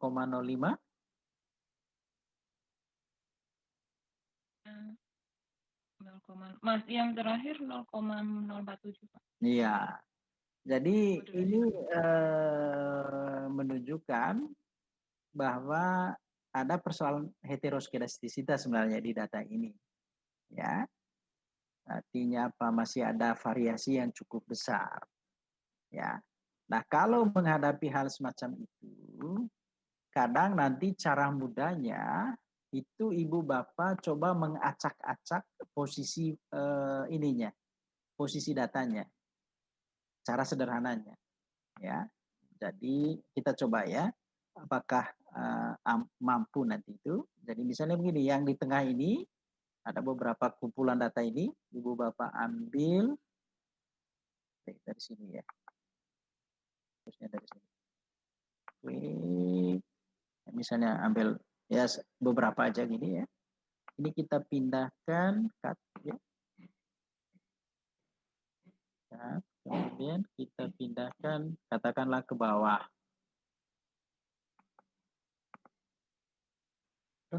Enggak keluar ya. Oh, keluar. Nah, keluar ya. Paste gitu ya. Jadi itu mengacak-acak. Jadi posisinya mungkin karena apa? Kadang ada hubungan satu sama lain. Apalagi ini kan kuesioner ya. Nah, kita coba lihat apakah ada perubahan di regresinya Glaser. Ya. Ini tadi masih tetap ya pres. Oke. Oh, tetap ya tidak berubah ya. Ya, berarti ya itu karena apa? Baru sekali saya acak ya, acak posisinya ya.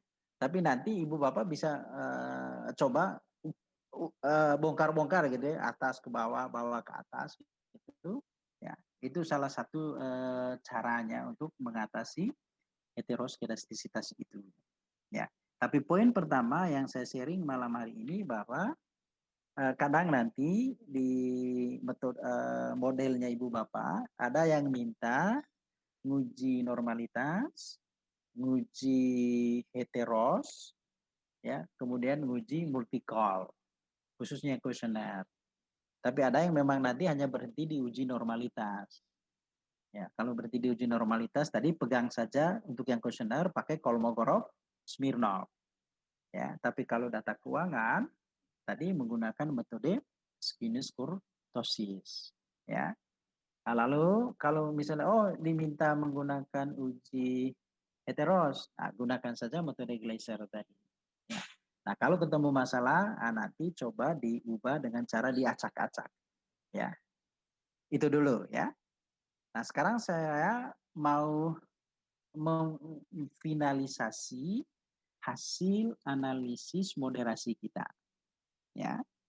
Jadi dengan asumsi bahwa uji-uji normalitas tadi sudah kita lakukan, maka pekerjaan paling akhir nanti adalah seperti di slide, kita nanti akan menguji hipotesis. Ini ya. Jadi ini saya tidak share ya, karena ini lebih ke Pak Christian sebenarnya. Pak Christian nanti bisa secara pribadi mempelajari ini. Kalau yang ini nanti ini sekarang saya akan tunjukkan juga posisinya multicol nanti. Teknisnya secara cepat nanti saya tunjuk ya. Nah, kita mau memfinalisasi sekarang sampai ke uji hipotesisnya ya. Nah, untuk itu mari kita langsung membaca output dari hasil regresi kita. Nah, supaya Ibu Bapak melihat bagaimana hasil regresinya tadi, sebenarnya di sini sudah ada sih. Kita coba tinggal cari di sini ya, regression ini misalnya ini. Regression ya, ini dia.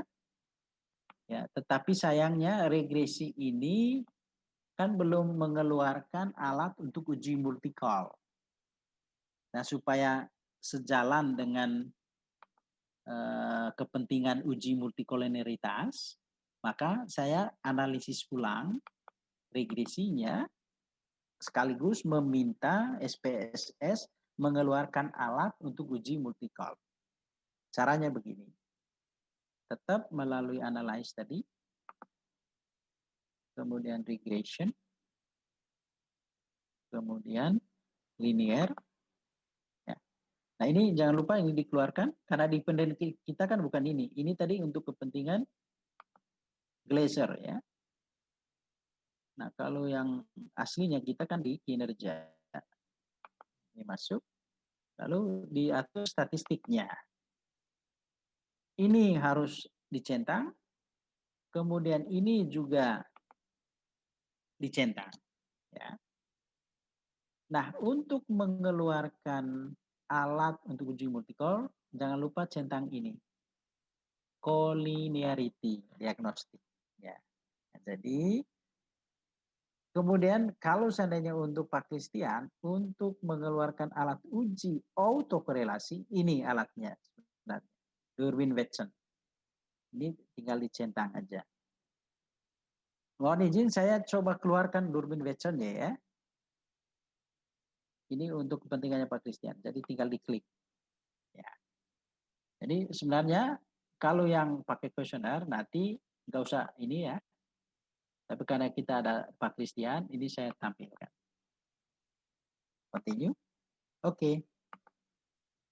Ya. Ini output kita. Ya. Jadi cara membacanya nanti Ibu Bapak, ini regresi ini ya. Mulai dari sini. Ya. Pertama Ibu Bapak baca adjusted R-square-nya. Angkanya punya kita di sini 0,695. Itu berarti begini. Arti dari angka ini ya. 69 begini. kemampuan variabel motivasi, kepuasan kerja, insentif, moderasi 1 dan moderasi 2 menjelaskan perubahan kinerja adalah sebanyak 69,5%. Saya ulangi, kemampuan variabel-variabel bebas ini yang harus disebut satu-satu tadi, ya. Jadi kemampuan variabel-variabel bebas menjelaskan perubahan variabel kinerja adalah sebanyak 69,5%. Dari 100% berarti ada sisa berapa itu Bapak Ibu? Sisanya 20 berapa Bu? 23. 21. Sorry. Kan 100% dikurangi 30,5 Pak. 30,5. 30,5. 35. Sisanya 30,5% dijelaskan oleh variabel-variabel lain di luar variabel-variabel bebas itu. Itu makna dari angka ini. Nah, itu memang kadang nanti orang mengatakan itu berarti modelnya baik. Ya, karena besar toh kontribusi dari sekian variabel ini terhadap kinerjanya. Namun jangan untuk ini alat uji model sebenarnya, alat uji model. Tapi untuk uji model jangan hanya berpatokan di sini. Perhatikan juga yang utama di sini, di ANOVA-nya. Jadi kalau lihat di ANOVA ini, khususnya di kolom C, ini angkanya kan di bawah 0,05. Nah, karena angka SIG ini di bawah 0,05, itu menunjukkan bahwa secara bersama-sama semua variabel bebas ini mampu mempengaruhi kinerja. Jadi, adjusted L square-nya tadi besar, kemudian SIG-nya juga di bawah 5%, maka kesimpulan di uji model berarti model ini baik. Ya, itu untuk uji model. Nah, sekarang untuk Pak Christian. Untuk uji autokorelasi, kadang bisa melihat angka ini. Pak Christian, kalau lihat angka ini adalah 0,086. Jauh dari angka 2, karena itu patokan untuk Durbin-Watson. Karena dia jauh dari angka 2, maka sebenarnya data ini ada persoalan autokorelasi. Memang autokorelasi itu ada hubungannya dengan masalah heteros sebenarnya. Nah, tadi kita waktu ngecek heterosnya ada masalah, dan itu dibuktikan juga oleh Durbin-Watson. Itu artinya apa? Antar masing-masing baris itu di kumpulan data kita itu sebenarnya ada hubungan. Oleh karenanya tadi saya usulkan kalau mau mengatasi masalah heterosnya itu diacak-acak data-data itu. Tapi poin untuk Pak Christian ini ya sudah paham alat uji autokorelasi. Ya Pak, tinggal bedanya hanya nyentang Durbin-Watson aja ya. Ya, kalau pakai SPSS loh ya, nah, gitu ya. Oke, nah sekarang kita lanjut, kita baca moderasinya. Dan hasil, ini uji hipotesisnya. Sebelum uji hipotesis, kita cek multi-call. Untuk Pak Christian dan teman-teman yang lain, kalau memang mau ngecek multi-call besok, pakailah ini, VIF. Di kolom VIF ini. Ya. Jadi kalau pakai angka di sini, boleh dicatat, dan sambil baca nanti di slide saya, syarat bebas multi-call adalah angka VIF-nya harus lebih kecil dari 10 atau nilai toleransinya lebih besar dari 0,10. Itu syarat bebas. Tapi apa yang terjadi dengan data kita? Data kita kalau dicek multi-call-nya ini ada persoalan multi-call. Nah, pertanyaannya, apakah ini masalah untuk model ini? Jawabannya justru tidak. Karena apa? Karena memang model kita ini kan model moderasi. Di mana moderasi ini kita menggunakan teknik interaksi. Karena kemarin kita interaksikan apa? Insentif dengan motivasi, insentif dengan kepuasan kerja itu kita masukkan di sini, di moderasi 1 dan moderasi 2. Maka dampaknya pasti antar variabel ini berhubungan dan itu ditunjukkan oleh angka ini. Sehingga poinnya bagi teman-teman yang menggunakan metode moderasi, kalau ngecek multi-call-nya, ya tidak usah risau kalau memang seolah-olah ini tidak memenuhi kriteria multi-call. Tapi justru harus. Paham maksud saya teman-temannya? Pak Darsono khususnya yang pakai teknik multi-call ya. Nah, jadi datanya, nah Pak Darsono justru nanti di situ angka VIF-nya itu harus lebih besar dari 10. Ya. Tapi kalau untuk teman-teman yang lain yang tidak menggunakan moderasi, ya, justru angka itu harus di bawah 10 VIF-nya supaya dia bebas dari masalah multi-call. Oke, berarti teman-teman saya sudah sekaligus menunjukkan di mana alat untuk uji multi-call itu. Catatannya nanti baca di slide. Ya. Nah sekarang yang terakhir, yang perlu kita cek adalah uji hipotesisnya. Bagaimana hubungan masing-masing variabel itu terhadap variabel bebasnya. Kita cek yang pertama terlebih dahulu. Variabel insentif dengan kinerja. Hubungannya, cek di sini, sig-nya 0,09. Berada di bawah 0,05. Ya, ini kan 0,009. Sementara patokan kita 0,05. 5%. Ya. Kalau ini kan 0,9%. Maka kesimpulannya, oleh karena sig-nya lebih kecil dari 0,05, maka hubungan antara insentif dengan kinerja signifikan dan positif ya. Tanda positifnya itu bisa lihat di sini Bapak Ibu ya. Di standardize ya di sini. Ya. Untuk teman-teman yang pakai kuesioner yang dilihat adalah di standardize. Tapi kalau Pak Christian dilihatnya di unstandardized kalau data keuangan. Karena harus ada konstanta ya untuk data keuangan. Tapi kalau untuk perilaku itu dia tidak punya konstanta. Ya, sehingga yang diambil nilainya adalah yang di sini. Agak beda ya. Sehingga tadi insentif ya hubungannya dengan kinerja itu positif karena di sini tidak ada negatifnya dan signifikan. Motivasi. Motivasi hubungannya negatif ternyata dengan kinerja. Tetapi untungnya selamat di sini kenapa tidak signifikan? Ya, pastikan ini berbeda dengan teori ya. Ya, teorinya mungkin mengatakan motivasi berhubungan positif dengan kinerja, tapi di sini data ini justru dia negatif.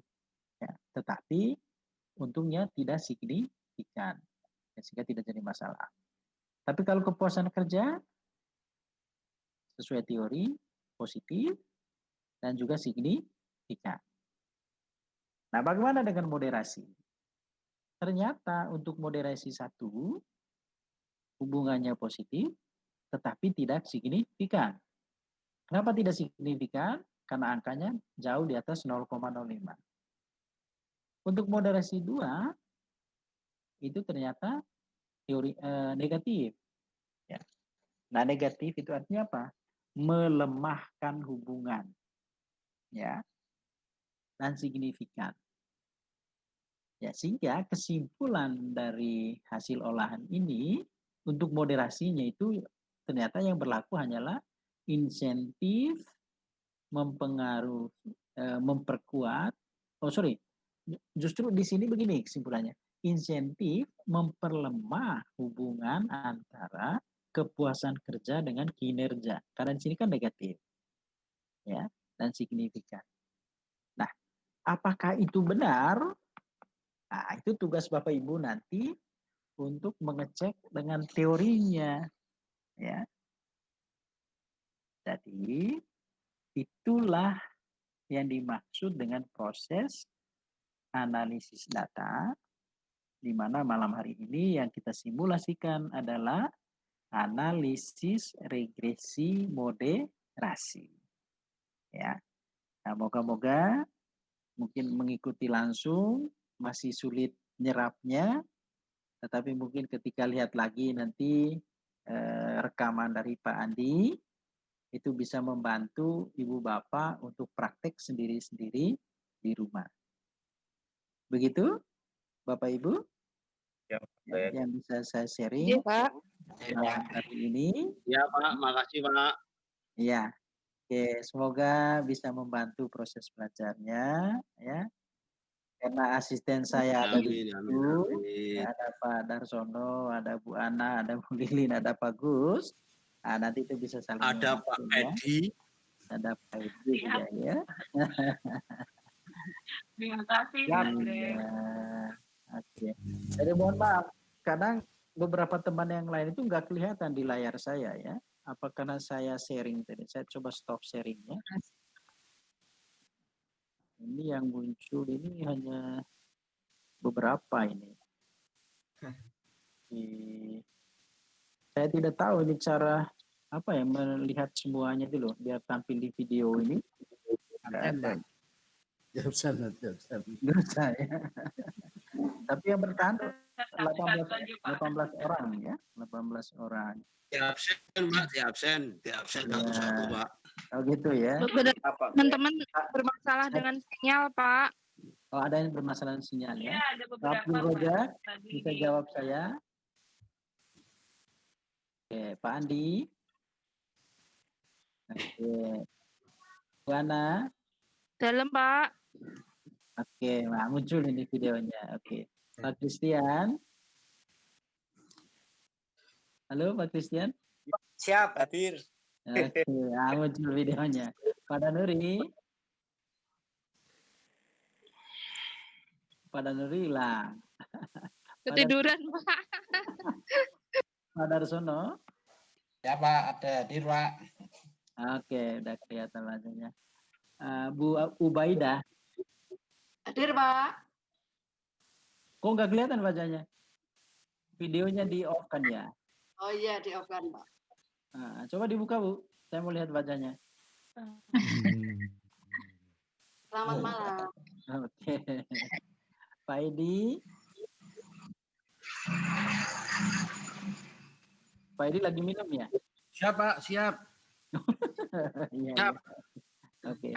Pak Gus Nurul. Pak Gus? Siap Pak, siap. Oke. Siap. Bu Lili Yuli. Bu Lili Yuli? Oh, udah tidur. Bu Lilin. Hadir, Pak. Oke. Mohon maaf, sedang memakai daftar, jadinya videonya di off, Pak. Oh, gitu ya. Pak Maruf.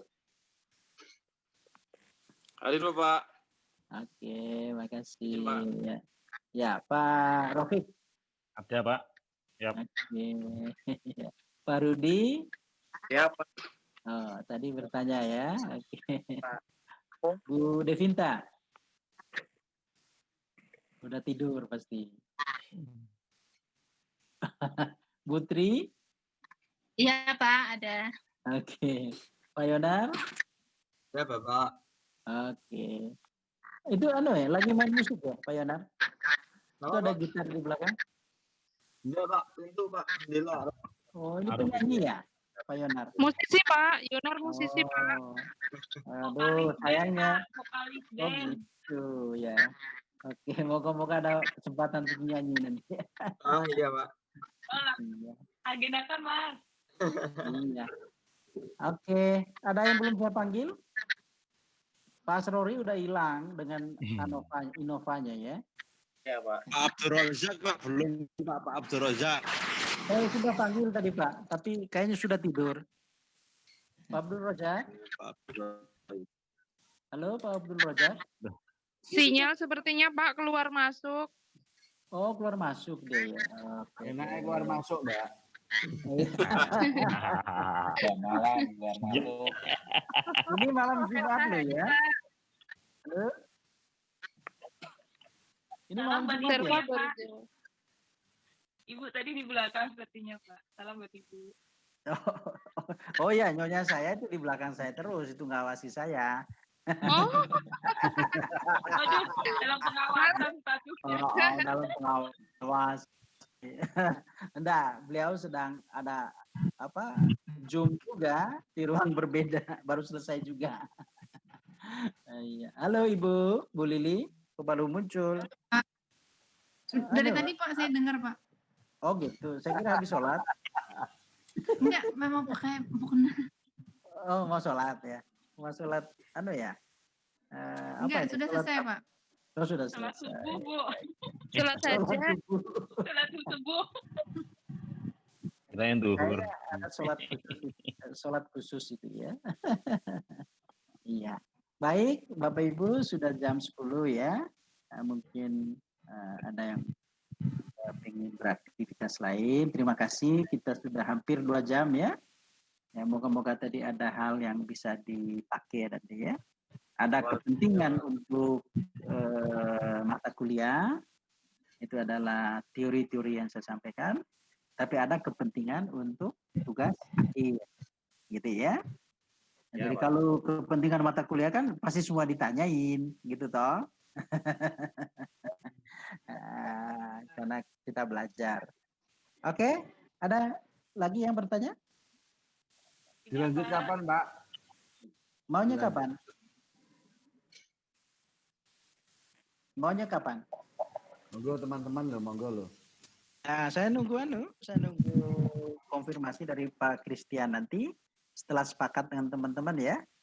Iya, Pak. Iya, Pak. Ya, besok besok siang diinformasikan ya maunya gimana. Misalnya maunya besok malam Pak. Oke. Maunya Sabtu Pak. Oke. Tapi kalau Sabtu saya jam 1 itu ada seminar. Gitu ya.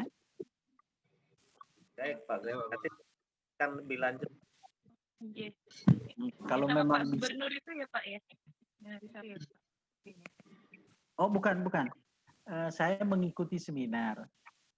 Itu loh, maksudnya gimana ya dengan gubernur itu? Sepertinya tadi saya lihat kira statusnya Pak Haryanto itu ada Zoom live atau apa Bapak narasumber seperti kalau nggak salah. Kira itu Pak saya tadi. itu bulan Juli nanti. Juli. Oh bulan Juli ya Pak, maaf. Masih lama. Iya maaf. Ya nggak apa-apa. Anda nggak tahu tadi mungkin Mas Har ngambil dari mana itu tadi ya. Itu bulan Juli nanti. Itu ya. Jadi saya berharap kalau bisa besok malam justru ya biar kita selesai ya, sehingga Sabtu semuanya udah bebas, tinggal tunggu ujian gitu ya. Sesuai dengan jadwal admisi nanti. Tapi begini Pak Andi dan teman-teman semuanya, mungkin hari Sabtu atau Minggu itu masih keluar jadwal atas nama saya. Ya, jadi Bapak Ibu nggak usah bingung ya kalau itu keluar, karena itu administratif saja. Iya Pak. Nah, toh kita sudah melaksanakannya, gitu ya. Nah, jadi kalau dari nanti masih besok malam aja ya. Besok malam aja diselesaikan Pak. Diupayakan besok malam ya. Iya. Oke, baik kalau begitu. Terima kasih semuanya. Selamat istirahat, selamat menjalankan tugas yang lain malam ini, ya. Siap, Pak Edi langsung siap, gitu ya. Paling siap ya. Biasanya ada tidur. Oke, baik. Wassalamualaikum warahmatullahi wabarakatuh. Selamat malam.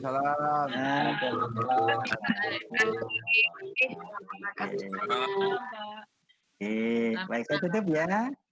Tutup ya. Terima kasih Pak. Sami-sami.